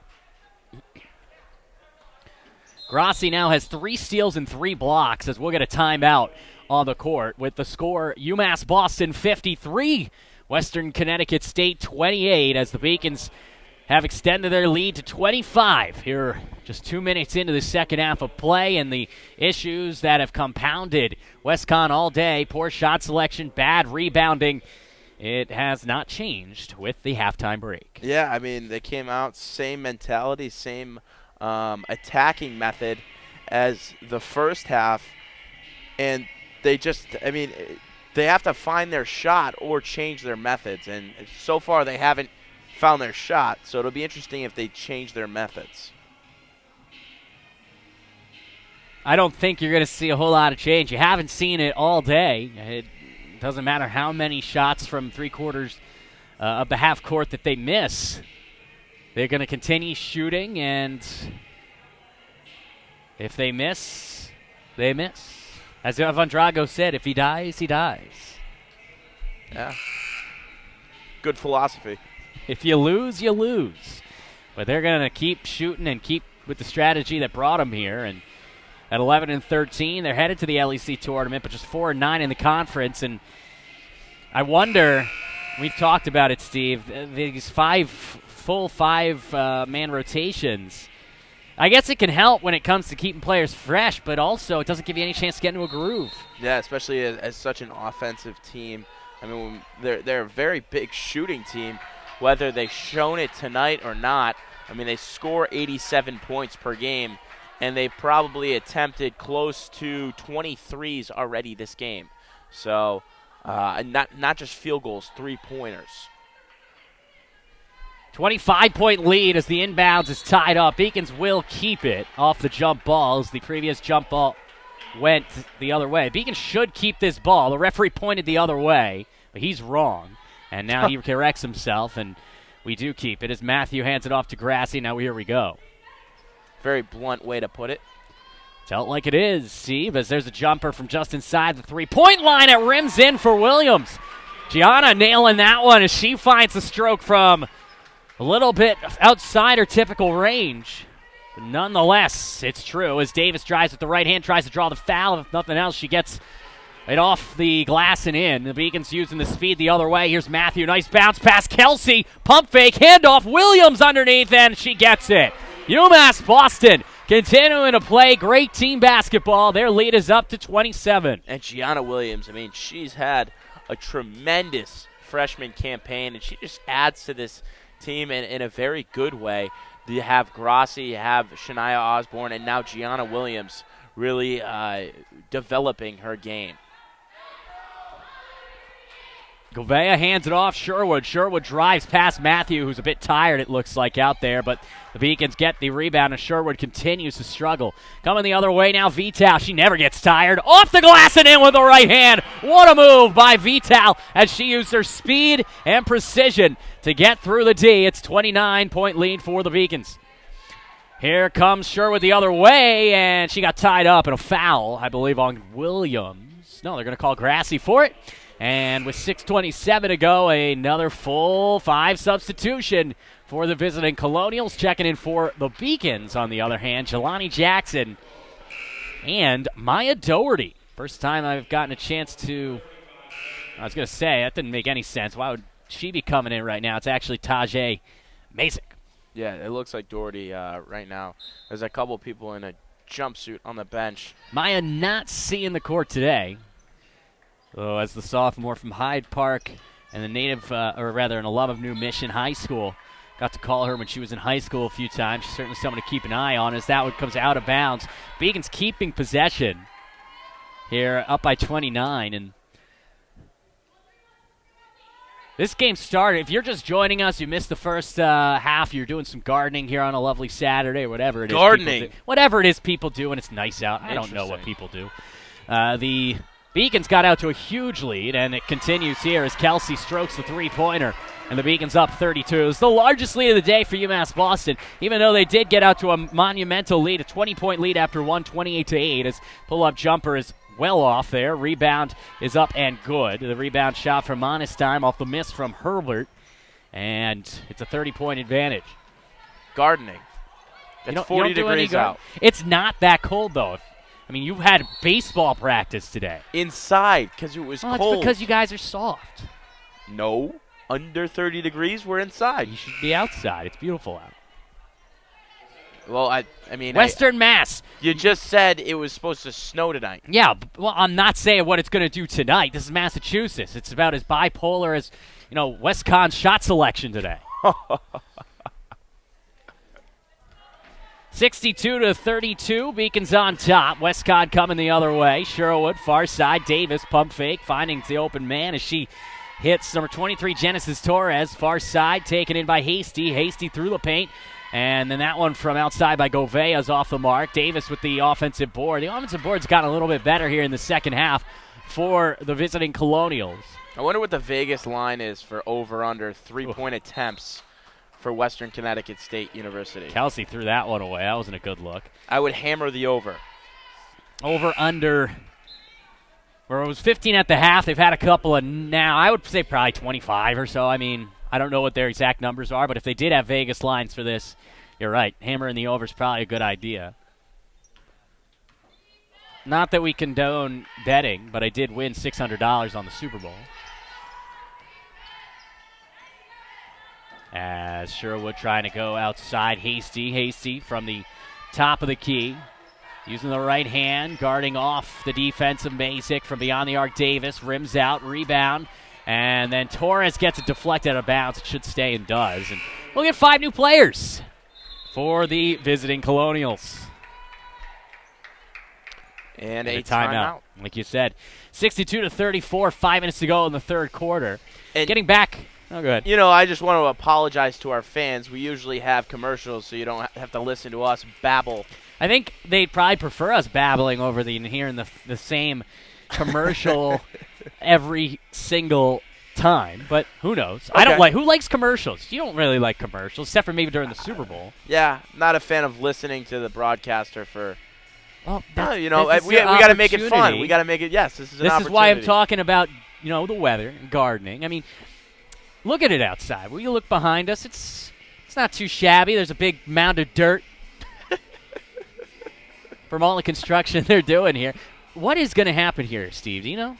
That's a great question. First of all, I want to say it's 35 degrees out. Not 40, not 45, 35. Listen, anything over 32 is not freezing. And it's supposed to snow at 8 p.m. Anyways, back to our conversation. There's a pile of dirt here. It used to be a soccer field. Used to be the field where soccer, lacrosse, all of them played. And now it's just kind of a dumping ground. Nice. Which there's a metaphor. There's a lot of other stuff being built on this great campus. Dorms, buildings. I mean, you could put something nice there, too. Baseball field, Monin Park. Monin Park, which is gorgeous. It takes time. They have a 50-year plan. So when I'm telling my kids that I played baseball at UMass Boston, they're probably going to think I played D1 baseball. Let's hope. Kids will believe anything you tell them. That's very true.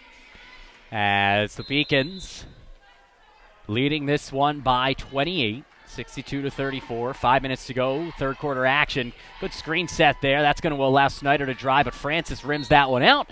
It will stay here, though, as it came out of bounds off of Jackson. She's out there with Crononis as well as Osborne, Dixon, and Mazik.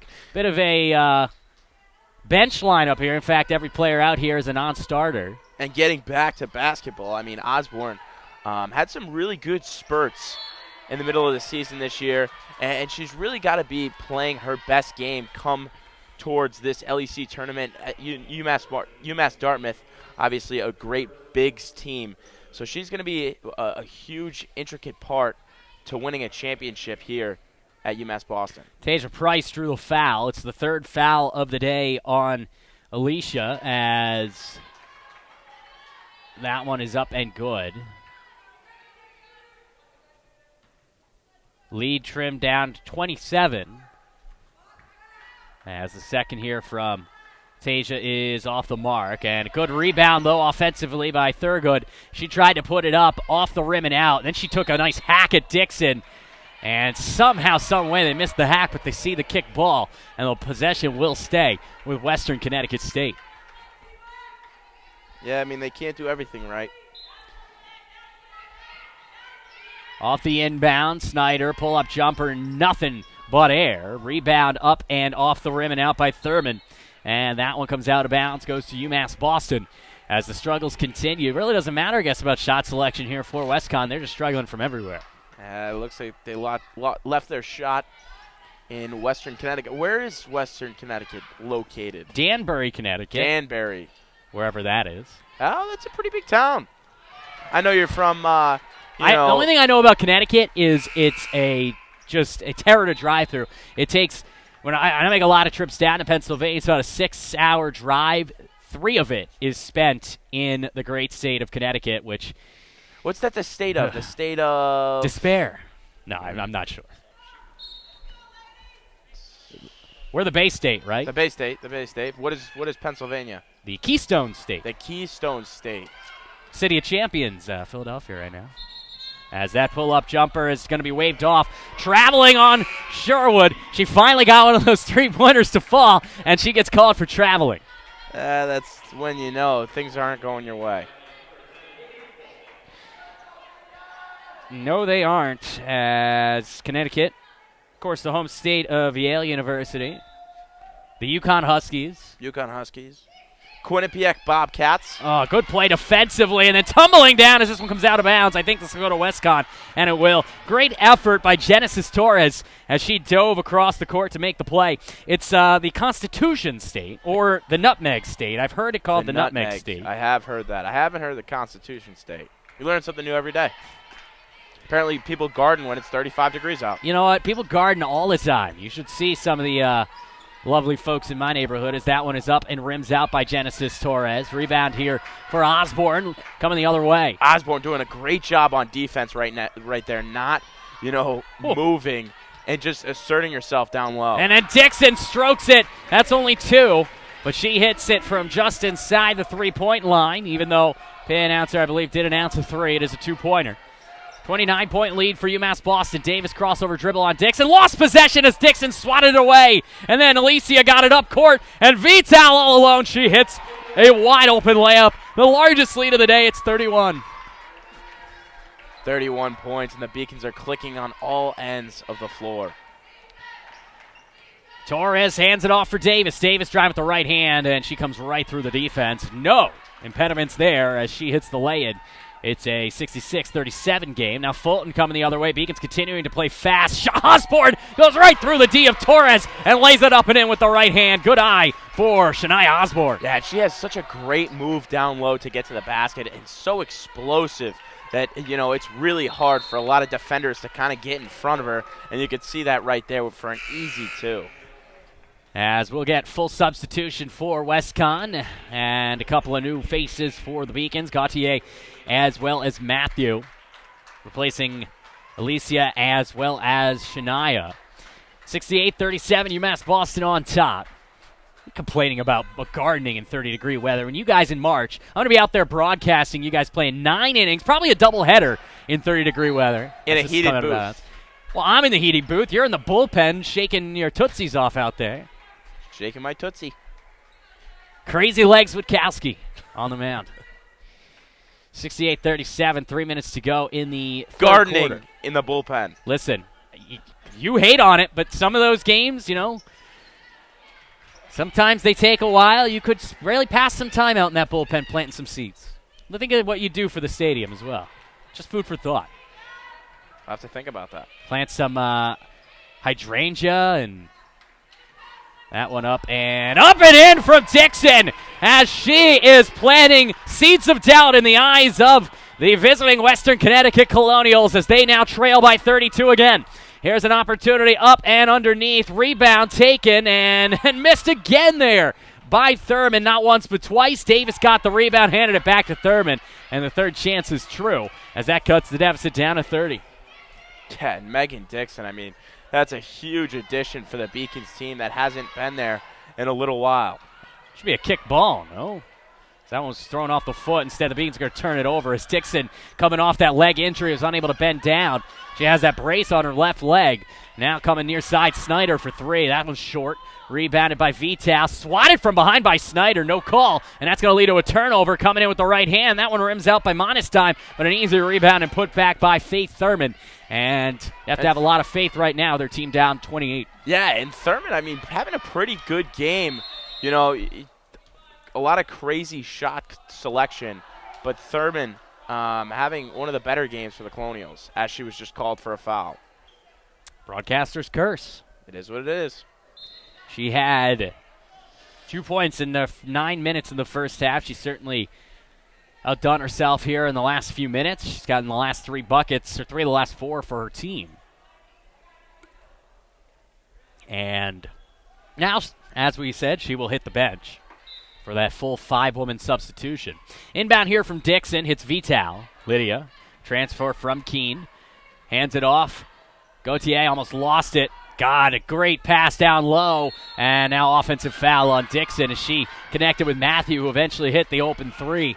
But drawing the foul is Davis as Jessica hit the court. That's the first foul of the day on Dixon.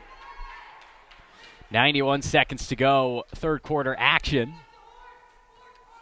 And Megan Hasty leading the offense out here for Westcon. Hasty out there with Torres, Davis, Sherwood, as well as Sydney Gavea, and she is the young woman taking the shot from beyond the arc there. Rims out, rebound, Vital can't handle it, but it's an over-the-back foul on Jessica Davis. And so the Beacons will get possession the other way. That's just the first foul of the quarter on the visiting Colonials, but it is a big one. It's the 4th on Davis. Yeah, we talked about it. I mean, that's one of the things that they had to do is minimize the fouls. Nice pass. What a beautiful bounce pass. No-look feed from Vital as Matthew connects on the second end, and just like that, back up to 30. Here's Sherwood one-on-one with Fulton. Back to Torres, driving with the right hand through the lane, rims out, rebound down, taken. Gavea, good play. Far side, Vital using the speed. 50 seconds to go, third quarter. Matthew, wide open, three-pointer. That one is off the rim and out, and rebounded by Torres. He'll try to stretch it deep. Connecting here with Gavea. One-on-one, swatted away by Vital, but Jessica Davis was there, missed it, and a foul called on Vital. Good foul by Lydia, but what a play made by Vital. Not once, not twice, but 3 times. Yeah, and she has really shown out today, not offensively, but also defensively. I mean, a quality foul right there, but another turnover, another block, too, for Lydia Vital. Folks, as always, stay in touch with the UMass Boston Beacons Athletics at beaconsathletics.com. Also, by tweeting them, Facebooking, or visiting their Instagram at UMass Beacons. Steve, are you a big social media person? Oh, yeah. I have, Twitter, the good old Instagram, Snapchat, Facebook, LinkedIn. You LinkedIn me a couple months ago. Had MySpace when I was, in 8th grade. There you go. When it was the big. 8th grade. Yeah. I was a senior in high school when it was big. Yeah. Goes to tell you our age difference. Maybe 6th grade. Yeah. I don't know. I think it's probably more like 6th grade. Put up your favorite song and stuff. That stuff was cool. It was. Yeah, it's What moments. do you think your favorite song back then was? boy, I know what my favorite song was, actually. As we get a whistle here, that's a 5-second violation. More importantly, I want to hear what your On favorite Kelsey. song was on Well, I MySpace. was very, very emo in high school. I had dyed black hair. I had a lip piercing. I was quite a scene. So I was probably a Fall Out Boy guy. All right, hey, Sugar We're Going Down? Or? Yes. See, I had, I think mine was Rockstar by Nickelback. Oh, boy. Nickelback's a great band. You know, every time somebody says Nickelback or Creed is a great band, I'm immediately just, wow. I don't know whether to be depressed or impressed, as that rebound is up and good. No, rims out.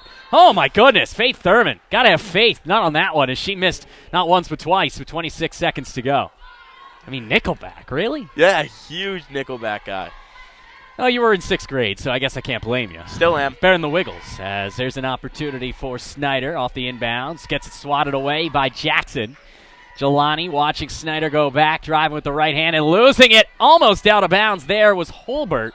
And eventually we get a whistle and a foul. You're telling me Nickelback's not a great band? No, it's not. I will tell you that right now. We have Sal Frascino in the booth, and that's actually his walkout, Rockstar by Nickelback. I believe. Actually, I do remember that. I remember that from last year, and I think I actually may have made a crack or two at that. Listen, musical taste is what it is. I mean, some people like show tunes, so whatever you like, you like. I wouldn't be surprised to see Chris Fowler walking out in the cleanup spot this year to a little Les Miserables or Cats, maybe.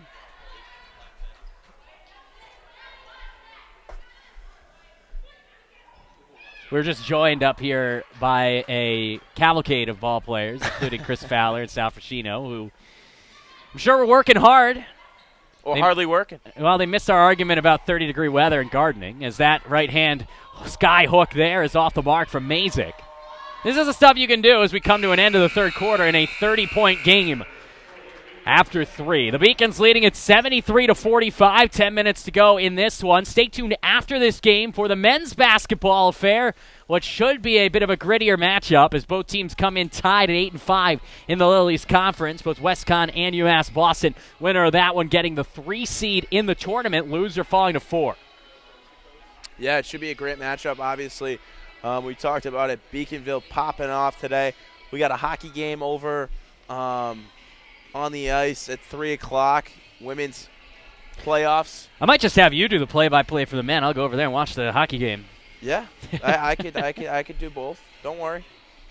But also a great men's basketball game here. UMass Boston likes to play fast. I always love a lot of offense. I thought I was going to get a lot of offense out of Western Connecticut today, but they fell short just a tad. Has not come to fruition.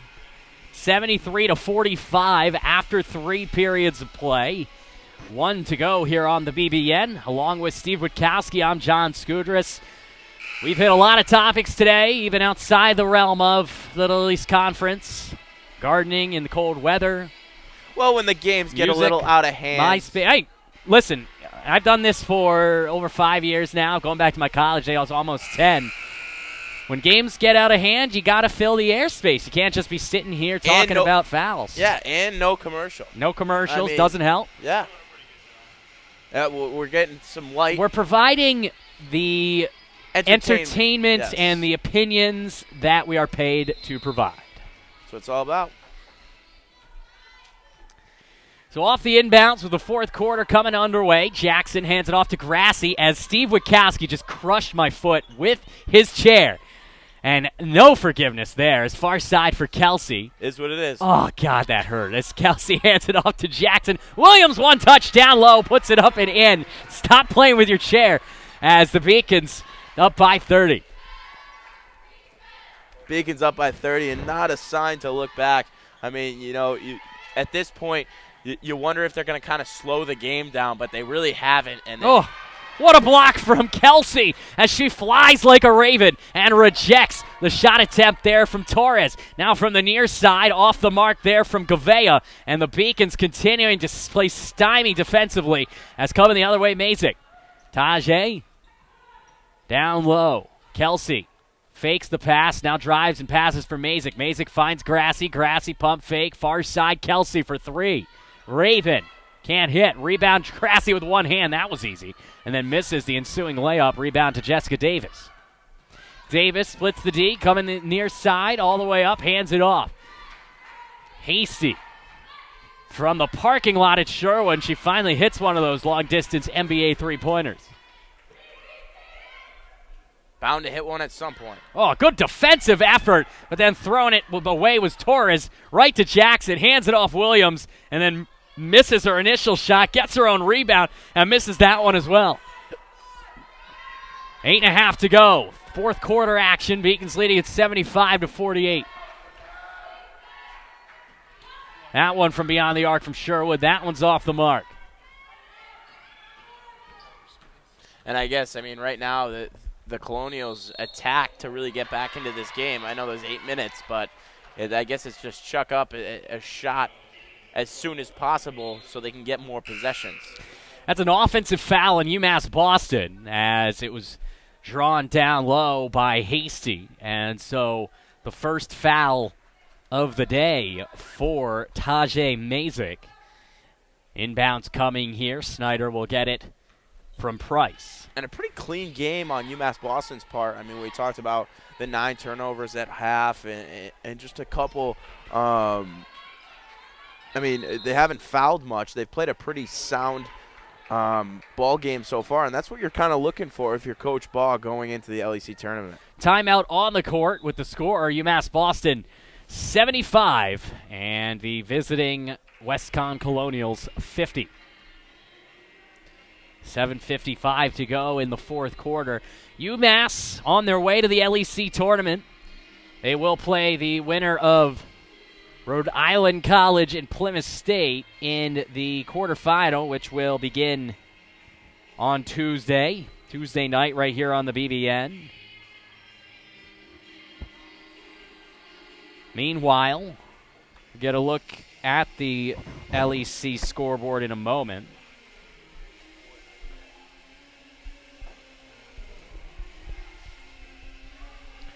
These two teams gone back and forth, but really from the very start, it's been the Beacons controlling the pace of play. They went up 28-8 after one quarter and have not looked back. They lead it by 25 right now. Elsewhere, Eastern Connecticut, they were able to hold off Southern Maine 62-54. Dartmouth has blown the doors off of Keene State in the second half. That was a 1-point game at halftime. It is now a 19-point Corsairs lead. And Plymouth State, with just 19 seconds left, looks like they'll be coming to UMass Boston on Tuesday as they lead by 10 over Rhode Island College. So the Panthers will be on the prowl to try to get an upset bid here on Tuesday against UMass Boston.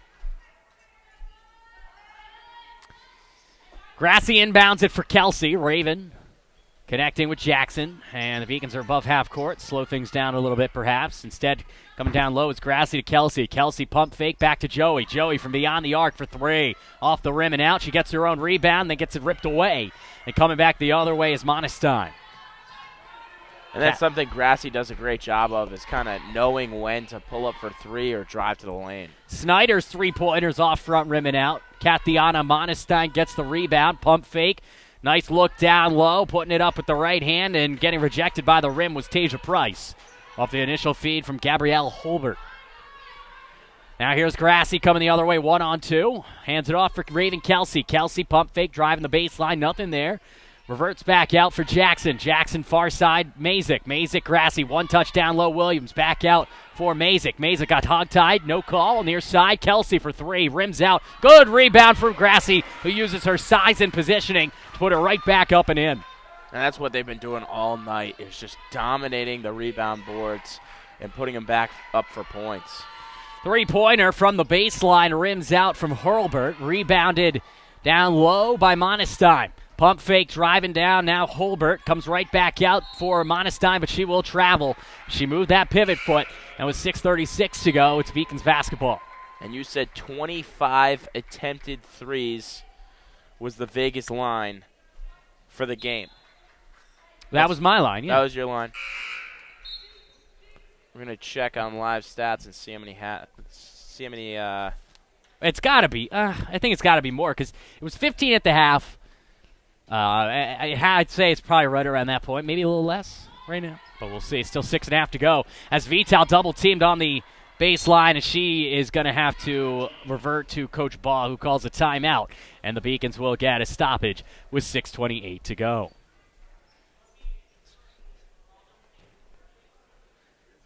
Up by 27. Not often you see that type of timeout, but didn't want to see a turnover. Were you going to provide us some insight on what the actual three-point attempts were, or did you just set that up for me to look it up? Because now I'm looking it up because I'm curious.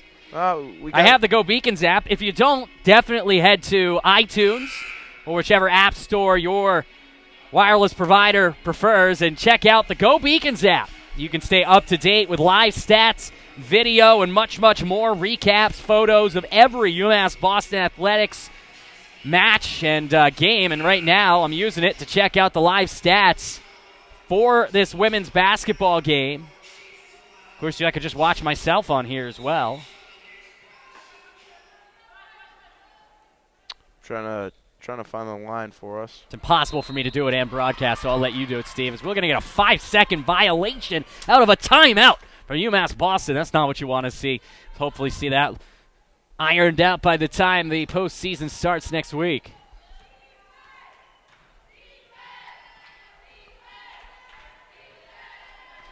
With possession down low, Hasty gets her pocket picked by Lydia Vital. Can she be a freshman again? We want her for 4 more. As this one is swatted away. It's a shame she had to play up at Conn for her first couple of years. Would have loved to have her here for her entire career. She is just absolutely dynamic on both sides of the ball.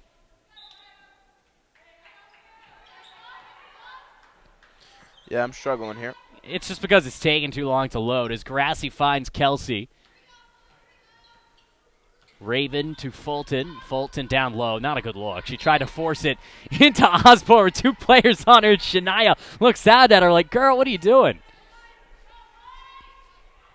6:03 to go. 4th quarter of play. Vital will inbound it. Goes far side for Kelsey. Unorthodox, but it worked. As Kelsey now goes right back. Lydia wide open from the baseline, and she drills it. As Lydia Vital puts the Beacons back up 30, it's 80-50. And, Vital does a great job of not only driving the lane. She doesn't take a shot like that often, but when she does, she's usually wide open, nails it right there. She's the shortest player on the court right now, but she's playing with miles and miles of heart. As there's a nice spin move, gets swatted away by Vital. Oh, a one-woman wrecking crew all the way up for Fulton. Hesitation and fouled by Sherwood. As UMass Boston is running all the way to the LEC tournament on Tuesday as they are streaking past the Colonials. It's 80-50, and that's the first foul of the day on Sherwood. Goodness gracious. And, I was going to say, I wouldn't be surprised if the Beacons really went deeper into the bench, but everyone on their bench kind of has played an equal amount tonight on, a very deep bench that they have. Right, you are. I mean, they only have – a lot of their players are not dressed today. They're going to make an emphasis on playing the seniors. Not that they wouldn't, because all 3 of them are huge performers and contributors for the Beacons this year, but certainly the Beacons have – got the right stuff today as the second attempt here from Fulton. She hit the first as Whitney's second is off the rim and out. But who else but Osborne getting the offensive board. Now looking for help. Comes out Kelsey. One touch far side. Fulton couldn't handle it to get the open 3. Osborne can though, and Shania out-muscles the defense and puts it up and in. It's a 33-point lead. And such a dynamic player down low. Definitely a huge – she was an addition to the Beacons a little late this year, but obviously makes this team so much deeper and so much better. Hustle from Vital, not enough. Snyder goes far side, driving all the way in with the left hand, rims out for Monestein. Rebound for Osborne, good look for Kelsey. Raven's got to watch her back. Couple of players, goes far side Fulton. Hands it off Matthew. Matthew, stretch feed near side, around the horn they come. Kelsey, beyond the arc shot, rims out. Rebound down and taken the other way now by Hurlbert. Hurlbert hands it off for Snyder. Less than 5 minutes to go and a 33-point Beacons lead. They are on their way to a home matchup on Tuesday as missing the layup there is Snyder, and the struggles continue for the Colonials as Fulton coming the other way, gets it up and in and one as she's fouled by Hurlbert and the struggles continue in their own end for the Colonials as the Beacons, well, they are on their way to a big win. 85-50, the second of the day on Hurlburt. UMass Boston and Western Connecticut seeing substitutions here as time begins to wind down in the 2017-18 regular season. A banner year for UMass Boston. Expectations tempered coming in with so many new, fresh faces. A lineup that consisted of 3 seniors, 2 sophomores, and the rest of them freshmen. But they have played well beyond their years here in their 25-game schedule. And they are on their way to a 22-3 record, a 12-2 conference record, and the number 2 seed in the Little East tournament. That will begin on Tuesday. Yeah, they've been an exciting team to watch and obviously broadcast through this year.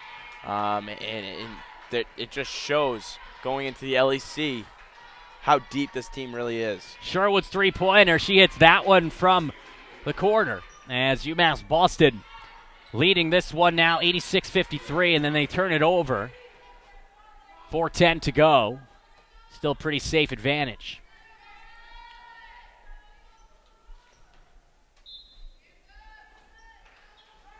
Inbounds here. Hasty gets it in. Hurlburt gets it to Davis. Govea back to Hasty. Hasty with the left hand, back out Govea. Govea hands it off Sherwood, sets the screen.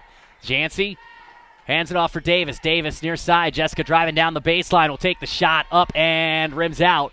Offensive rebound by Govea. Govea back to the three-point line. That one up and good. Three-pointer from Genesis Torres. Back-to-back threes have cut the deficit down to 30. Now that deficit balloons again as the full court press is broken, and Katie Matthew with her teammate Gautier holding up her fat head behind her. She hits that lay-in and makes it again an 88-56 game. Torres behind the back dribble for Sherwood. Sherwood off her leg and out of bounds. And they're going to say it stays here. No way does it stay here. And the other ref, I think, is going to correct that call. They're going to discuss it. It was clearly right off of Sherwood's leg and out of bounds. She didn't even hustle after it. Not that it matters a whole lot, but they are going to give it to UMass Boston. And they do. Steve Wachowski waking up. Had an early practice. We're checked in here. Time was the baseball practice? 7 a.m.? Yeah, 7 a.m. And how long was it? It was actually really cool. We had 3 hours? Three and a half, 4. And Calabello, Chris Calabello came in, ex-MLB star for Blue Jays, came in and talked to us a little bit about. He's in the minors now. Yeah, but that's still. He's a free agent. Well, half the league's a free agent at this point. Great point. I mean, J.D. Martinez had one of the best half years of anyone last year. He can't get anybody to give him the money he wants. Yeah, tell him to go to the Mets. Tell him to come to UMass Boston. Give him a few bucks. I don't think that's legal. Listen, you ever see the movie? I don't remember the movie. Benchwarmers. Yes, where the paper, it says I am 12 and a 20. I agree. Sure, we can get it done. Well, I am freshman. That one up and good from Quinones. Beacon still have a chance of hitting 100. They are 11 points away, 89-56. As driving in is Snyder. Francis rims that one in. On the year, the Beacons have not hit 100. The most that they've gotten in a game is 96. That came all the way back on November 21st at Fisher College, a 96-79 win. So we'll see if they can trump that, set a new mark. Well, you got to save some points for the playoffs. 31-point lead. Snyder driving through and gets it taken right away. Who else but Vital streaking beyond the D, and she's fouled hard and taken down as her teammates coalesce around her. She's okay. A hard foul by Monestein, and she'll come over and hug her friend out there, Lydia Vital. Good effort defensively by Monestein. If you're going to foul, you have to foul hard. But Vital went down hard. Luckily, she's okay. Yeah, I mean, that's tough because, it is the last 2 minutes and 40 seconds of the regular season. You don't want to see someone go down with an injury, especially when being up 31 points. So I think that Are you saying you won't throw chin music if the Beacons are up by 10? that's not what I'm saying. Exactly. 32-point advantage for UMass Boston. Vital's second free throw coming. As familiar faces out there for UMass Boston. Lydia's second rims out, but what a shock. Right to Raven Kelsey as these seniors are dominating today. Raven can't hit the ensuing three-pointer. But UMass Boston up by 32 is in safe territory here with 2:25 to go. Yeah, and I mean, looking at today's game, they call her for a foul right there. Great defense. But looking at today's game, everything kind of went towards UMass Boston's way, especially early on. They came out to a 15-1 start, and obviously they piled on with that, and now they're up by 32 and not looking back. It's the third foul of the game on Vital, who's D'd up one-on-one here with Hasty. Megan hands it off for Davis. Davis right through the D. Like hot butter, or hot knife through butter, rather, as that one is up and good. It's a 30-point advantage. Vital the other way. Finds Mazik. Mazik pull-up jumper off the mark. Rebound taken in and moved the other way now by Torres. Genesis, far side. Three-point attempt is off the glass and out as Sherwood continues to struggle from the field. And a team that scores 87 points for an average scored 60 today with 2 minutes left. Yeah, and you look at their lowest scoring total. They scored 66 in a loss to Rick last week. That is their second lowest of the year, third lowest. They scored 65 in a loss to Dartmouth earlier this year, and their lowest total was a New Year's Day dousing at the hands of Manhattanville College, 75-43. But this would be their fourth lowest point total of the season. Their second lowest if it ended right now. If they get above 65, it'll be their fourth lowest. But right now, we're going to see a couple of new faces that's taking a seat here probably for the final time in their regular season home careers are Matthew and Kelsey, Katie and Raven. And they capped off the regular season of their careers here with vintage performances. Vintage performances, and I mean, I think they're all kind of playing at the top of their game right now, especially the team as a whole. It looks like they're gelling well out on the court, and a lot of good ball movement today. And we saw that earlier on with the 19 assists to 9 assists, but, they're playing very good basketball. Gauthier with a nice put back there, and the Beacons extend their lead to 32, and an offensive foul is called on the drive there by Horlbert as the Beacons draw the charge and get the ball back, and even up by 32 with 70 seconds left. That fired them all up. Yeah, a lot of intensity today. Obviously a huge day for the seniors, and just nice to come out on top, especially in a big margin. So the ensuing inbounds taken by Dixon. Dixon connecting with Jackson, streaking the other way, and that is going to be a foul called on Jackson, an offensive foul on the Beacons. So one goes against the Colonials, another against UMass Boston. But with just 65 seconds to go, this game is not in doubt. Beacons on their way to their 22nd win. They'll be 22-3 to end the year, 12-2 in the Little East Conference, and they will have won 21 of 23 to end the year. And their only kryptonite is UMass Dartmouth. They played. They're actually their only other loss was at UMass Dartmouth as well. They had a tournament there and they lost a game at UMass Dartmouth. So 0-3 against, 0-2 against UMass Dartmouth and 0-2 at UMass Dartmouth. One of them not being against UMass Dartmouth. It's a house of horrors. Say that 10 times fast. As that one comes out, I couldn't. It comes out of bounds. They're 0-2 against the Corsairs and 0-2 at Dartmouth. So all three of their losses have some sort of Dartmouth, Massachusetts flair to it, and that is why I will never, ever step foot in Dartmouth, Massachusetts. No, I'm kidding. As that one with 32-point lead and 30 seconds to go, the Eakins can just wind it out. There's no shot clock as it is unplugged. And it'll be Mazik just winding it down. We'll see if the Beacons try to do anything here. Of course, there is the 5-second closely guarded call, and so that's why Mazik is running around, but that'll do it. UMass Boston is on their way to the LEC tournament. They will be the second seed in the championship tournament that begins this coming Tuesday. Coverage getting underway around 5:30 p.m. right here on the Beacons Broadcasting Network as they will take on the Plymouth State Panthers. Steve Wachowski from start to finish in this game. The Beacons looked like the better team, the smarter team, better shot selection, better hustle, and they look ready to go for the LEC tourney. Yeah, I don't disagree with you at all.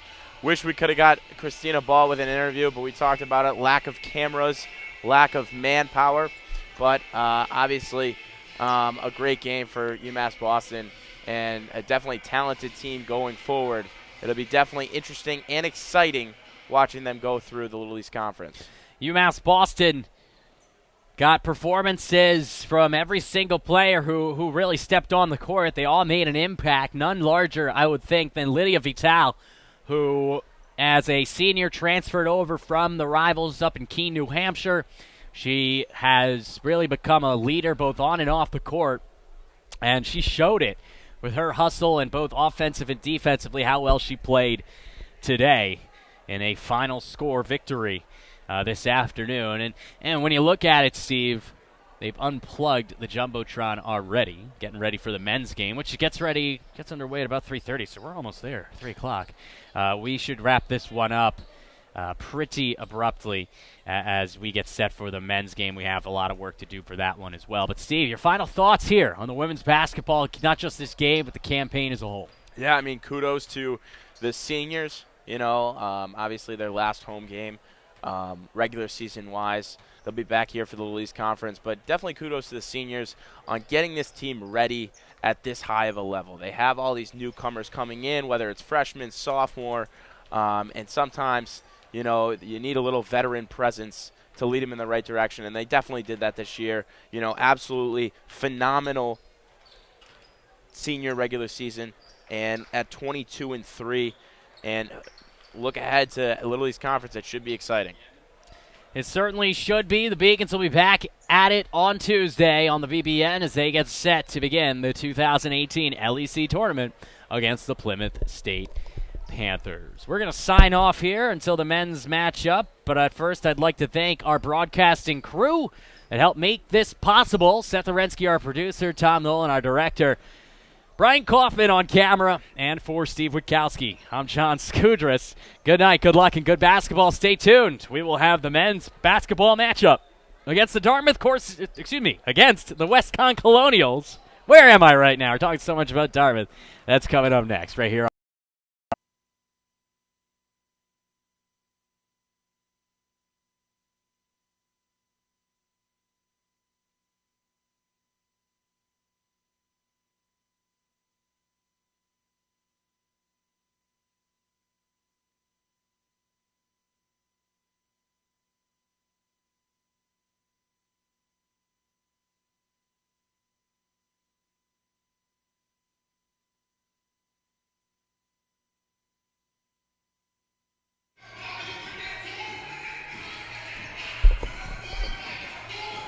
The 2017-18 men's basketball campaign comes to a conclusion this afternoon. Hello and welcome to the Beacons Broadcasting Network. Along with Steve Witkowski, I am John Skudras, getting set to bring you an electrifying matchup for the third seed in the LEC tournament between the visiting 8-5 Western Connecticut State Colonials and your home 8-5 UMass Boston Beacons.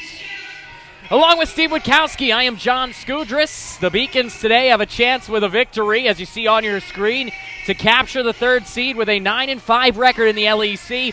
Same goes for West Conn, who won by 16 last month when these two teams played up, or I should say down, in the Nutmeg State, as Western Connecticut State and UMass get set to go on Senior Day. And Steve, before we get to the seniors and the pregame stats, this game is huge for both of these clubs. Yeah, I mean, when looking at it, they both would have a home playoff game, but looking at who exactly they play, UMass Boston, loser plays UMass Dartmouth, and UMass Dartmouth have a very good team. We talked about it in the pre-broadcast for the women's basketball game. UMass Dartmouth was the only team to beat Eastern Connecticut State University. So they're a very, very lethal, talented, and underrated team. So definitely if you're UMass Boston, you want to win this game to set you up with more of a Rhode Island College or obviously Southern Maine if they win in. But perhaps even more importantly, if that team does win the opening round game, they wouldn't play East Conn in the second round, which the 4-5 matchup would set up. If the Beacons win today, then they beat the aforementioned, whether it be RIC or Southern Maine. They would play Keene State in the second round instead of East Conn. East Conn 12-1 in the conference, 21-3 overall, the class of the LEC. You would rather wait until the championship round to have to face them or hope for an upset rather than facing them 2 games from now. Of course, Eastern Connecticut, I mean, it's obviously the best team in this conference by a long shot, 12-1 so far. The second team is Keene State College. Yeah, Eastern Connecticut, they've always been good. A very historical program that, I mean, you know, very good players come out of there. So it's going to be an interesting game. And UMass Boston, you know, they got absolutely spanked by Western Connecticut last game. We talked about it already. You know, they lost by double digits. So it's going to be an exciting one today at UMass. Big Saturday, also senior day. It's a proving game as well for the Beacons. They've got 5 conference losses. 2 of them are to East Conn, who've only lost to 1 team. The other 2 are to Keene State, who's in second place, and then the other one is to the third place team right now, West Conn. So the Beacons have beaten all the teams behind them in the conference, but they have not been able to beat the teams ahead of them, and that can go a long way towards the confidence to do so in the tournament if they win one today. You take a look there at the all-time series matchup, and it's been one-sided, just like the women's was, however. I believe the women's was 41-13, something like that. West Conn men leading 39-15, the all-time matchup. The last Beacons win, it's been over 2 years. A 93-90 triumph on January 3rd, 2016. The last time they met last month, as you mentioned, it was 81-65 on January 13th, 2018. The top performers in their last meeting, Eli Rodriguez for the Colonials, 17 points, 11 boards, and a double-double. And Iser Barnes, one of the seniors, and he was outstanding, as was Mike Boyd. They each had 17 points each. So they'll need those seniors, including Barnes, to replicate that performance today. Yeah, and when looking at the Beacons the last couple games, it looks like they're kind of finding their stride. 3 wins in the last 3 conference games, beating UMass Dartmouth, Plymouth State, and Southern Maine, which was another big game. So, you know, they're starting to find their stride, and obviously it's the best time of the year to find it. So it should be interesting. A very young Beacons team with a lot of young talent.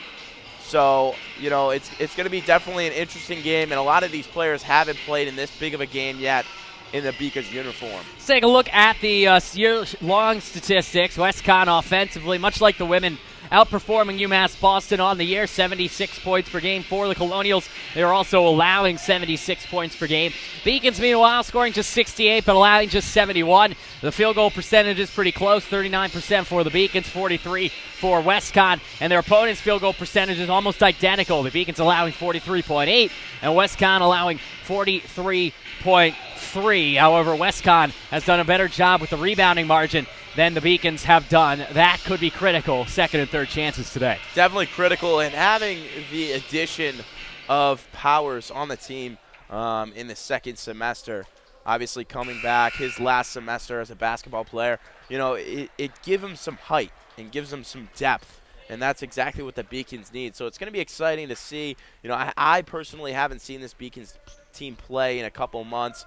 I've heard great things that they're starting to find their stride like we talked about. So it's going to be interesting and exciting to see how they have evolved as a team over time.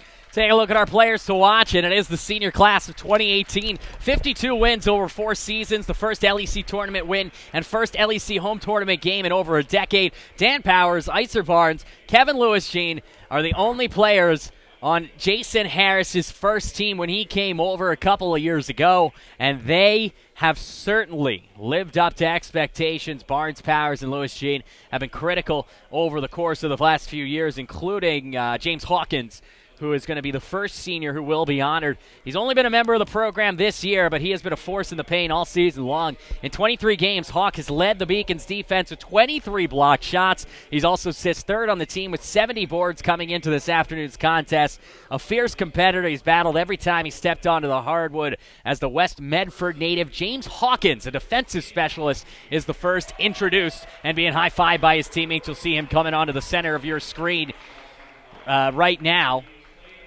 Yeah, definitely a grinder for the Beacons, and didn't come on as one of the most highly talked about players, but definitely, over time has definitely asserted himself as one of the top seniors. James Hawkins Jr., a one-year player with Coach Harris at center court, being honored as a senior. What a performance he's had in his 1 year on Beaconville. Somebody who's been here a lot longer than 1 year is Dan Powers. Actually, the first they're going to talk about Iser Barnes. Barnes has been here 3 years, and he has been outstanding. 21.5 minutes per game, a 37% shooter from the field. Entering today's contest, combined 126 assists, 97 steals, and 211 rebounds. Since transferring to UMass, he's helped the Beacons to back-to-back 14-win seasons for only the second time in program history. Native of Boston, Iser Barnes, a homeboy done good here on Beaconville. Yeah, definitely a leader around Beaconville, and you can see it, the emotions kind of flying in from Iser Barnes. And Dan Powers, he hasn't – a couple of these seniors, Dan Powers, he came in, played at Endicott, transferred over, and didn't know if he was going to have another year, but redshirted one of his previous years, so he has one more semester. So he was able to play another year. Iser Barnes, obviously a great leader for this team for the past couple of years. And the last senior, you talked about it, Kevin Lewis-Jean.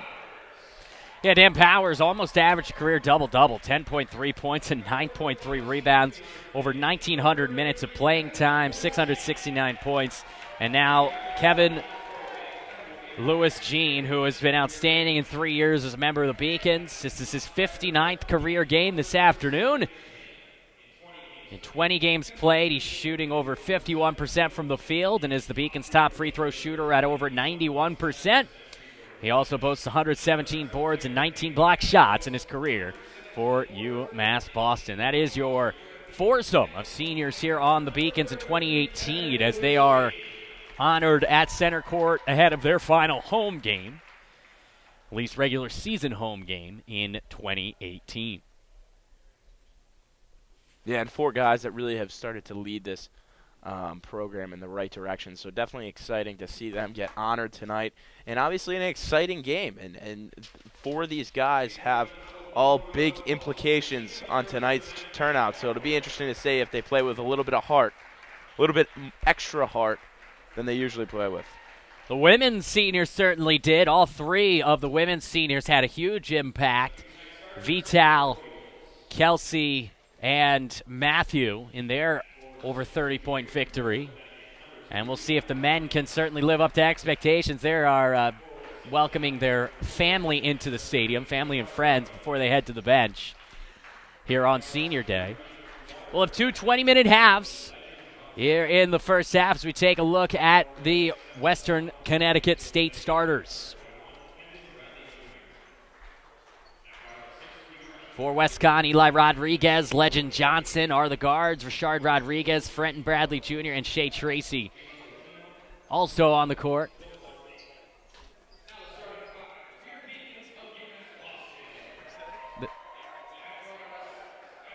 And for UMass Boston, your starters, Iser Barnes, Charles Mitchell, not to be confused with his brother Charlie.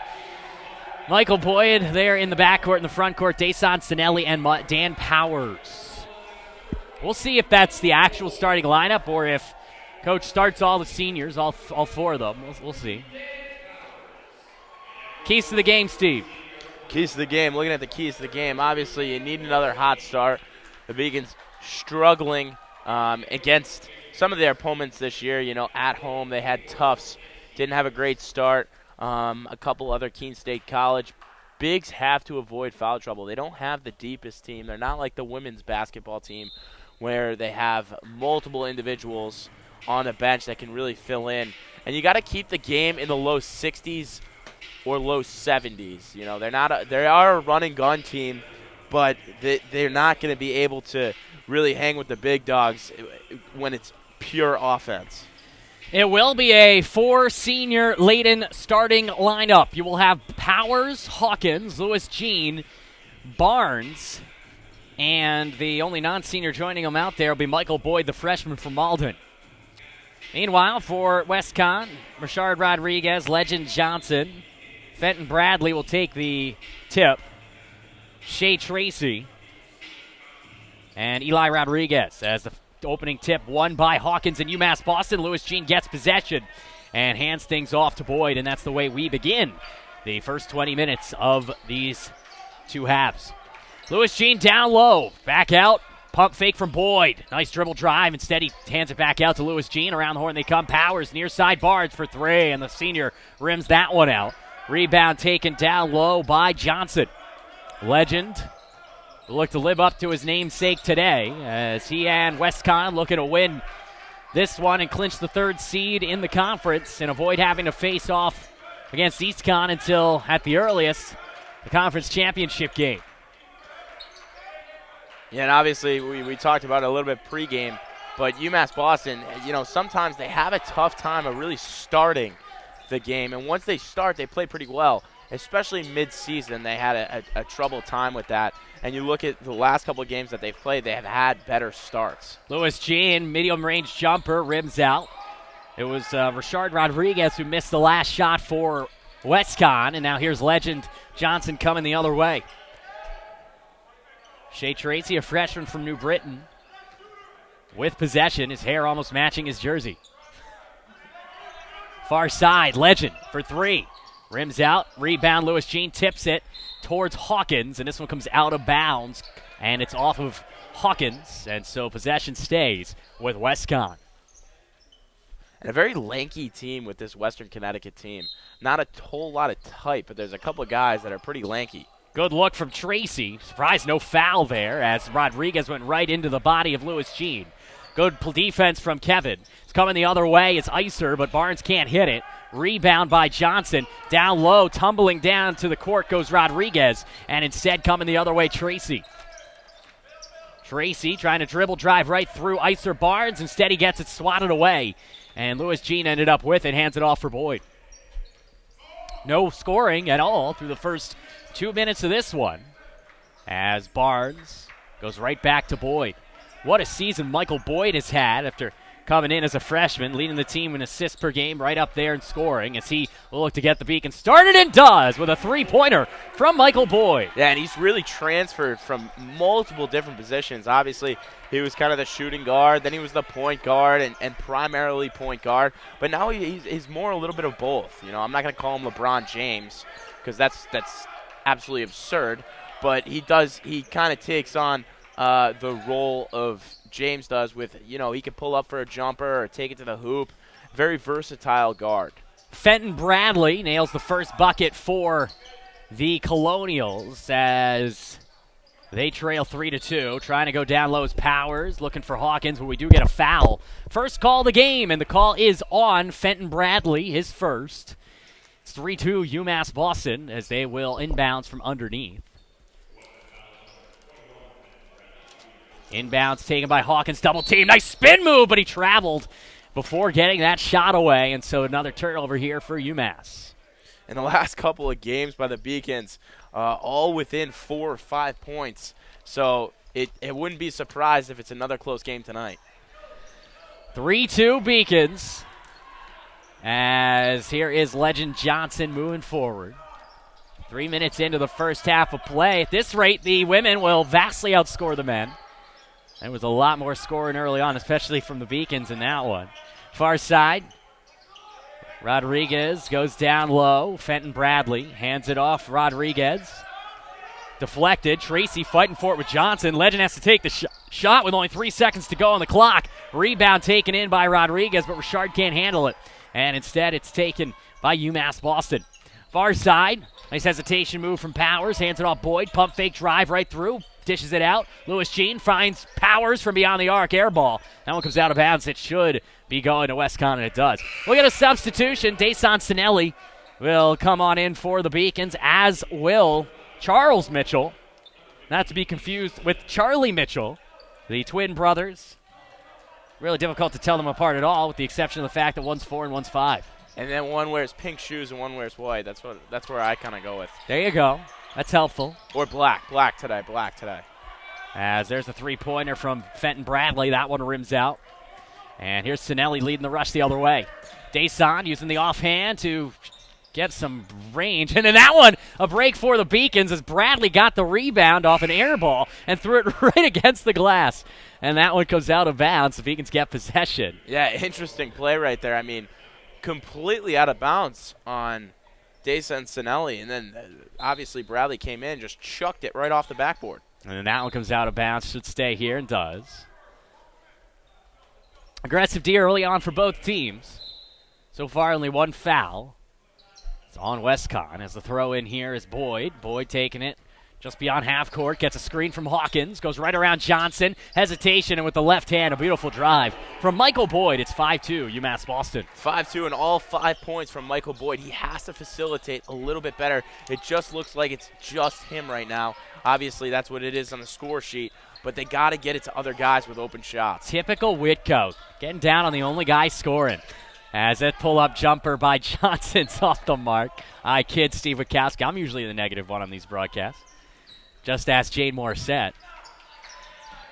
Yeah, I heard about that. Yeah, she's come up to me a couple of times. Once in the stadium, once in the parking lot. I was a little scared. I've seen the way she can hit some players. As driving down the baseline, almost throwing it away with Sinelli. Instead, it goes right to Boyd. And Michael Boyd, be like Mike, as Boyd continues to stroke. He's got all 8. It's 8-2. All 8 and wide open right there. Obviously a great shooter. You know, he kind of takes on multiple roles, like I was talking about before.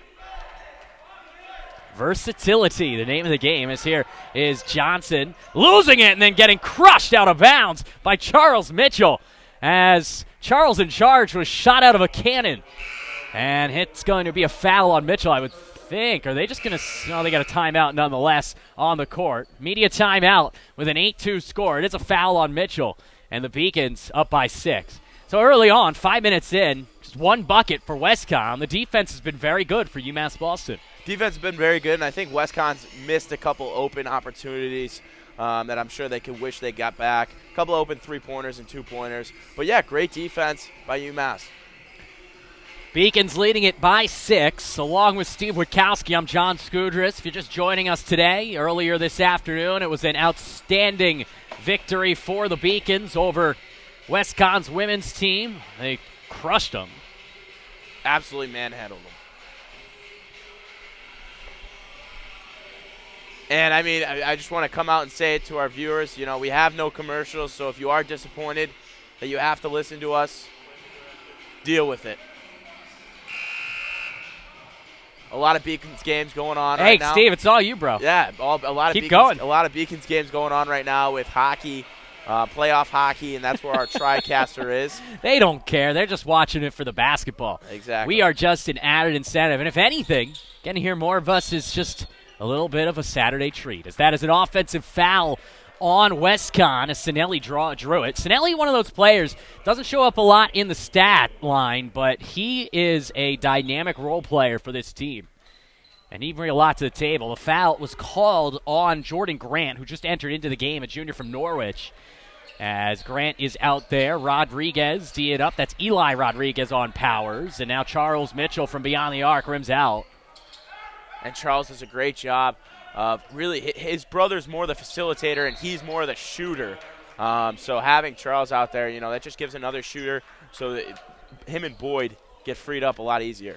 8-2 is another turnover here from Westcon. They are playing sloppy here in the early going of the first half. Beacons will try to take advantage. Mitchell from beyond the arc trying to get it done again. He's now 0 for 2 from three-point range. Mitchell out there with Barnes, Powers, Boyd, and Sinelli is driving in with the left hand is Legend Johnson. He puts it up and in, and it's 8-4. Barnes playing up against this zone defense of the visiting Colonials as he drills the three-pointer from the baseline. Good feed from the facilitator, Charles Mitchell. as it's 11-4 UMass Boston. And 9 out of the 11 points are from three-pointers. It looks like they're settling. Well, not settling, but taking a lot of three-pointers. You know, you saw Charles Mitchell miss 2, and they had a couple of their attempts, but that's really been their only offense so far. Yeah, not quite Jancy Sherwood when it comes to settling for three-point attempts. For the women's team for Westcon, she was shooting from Cape Cod, as you said. As there's an opportunity for Rodriguez. Eli, nice bounce pass connecting there with Aaron Samuel, and the junior from Stratford hits it. Nice hesitation move by Barnes. Charles finds Sinelli, fakes with the left, goes to the left after faking to the right, I should say. Good rebound from Powers. Barnes for 3, or Boyd for 3, but we got a whistle on the floor. And we have a foul. And an inbounds coming for UMass Boston. But don't let that distract you from Michael Boyd just hit another 3. I mean, his shot is pinpoint today for the Beacons. Here is Boyd off the inbounds for Mitchell. 13-15 to go. Mitchell off the cut, far side for Barnes, one-on-one, pump fake, Samuels on him, goes into Samuels, tried to dish it, should stay here and does. As it looks like Chauncey Dunbar thinks that it went off of Sinelli after Dunbar himself deflected it. It was close, but refs say it stays here. Barnes for a 3 contested, and that is a shot clock violation on UMass Boston. And that, my friends, is settling for a bad shot. Well, in that situation, I was throwing my hands up like I didn't know exactly how much time was on the clock, but he had to force it, obviously, because there was only 2 seconds. 11-6, UMass Boston on top here early. 12.5 to go in the first half. As Samuels, from the top of three-point line, hands it off. Legend Johnson finds Dunbar for 3 over Sinelli. Rims off and taken in by Mitchell. Mitchell was hit at midcourt, no call. Barnes back to Boyd, and the Beacons with 20 seconds to go on the shot clock. See Boyd pull up from the semicircle. That one rims out. Rebounds Sinelli. Tried to draw the foul, but he does get the bucket off glass and in. Banks open on Saturday as the Beacons lead it by 7. Yeah, and that's something he does a great job with really getting those offensive reboundings, getting those putbacks for easy points. Foul called here as drawing it is Eli Rodriguez. Inbounds coming underneath from Westcon's Dunbar, who gets it to Rodriguez. Now Legend Johnson. 12 minutes to go, first half of play. Johnson one-on-one with Mitchell. He's got the size. Legend standing tall at 6'2". There's a pull-up jumper, up and good. Only 2-pointer, as that bucket was hit by Samuels. 13-8. The team's trade buckets here in the first half. Mitchell gets it from Boyd. Barnes looking for Hawkins, the senior. Dishes it down low. Sinelli rising up and hitting the jumper from just inside the free throw line. That is a good look for Dason Sinelli. Good look, but beautiful contested shot that he had to knock down for the Beacons offense.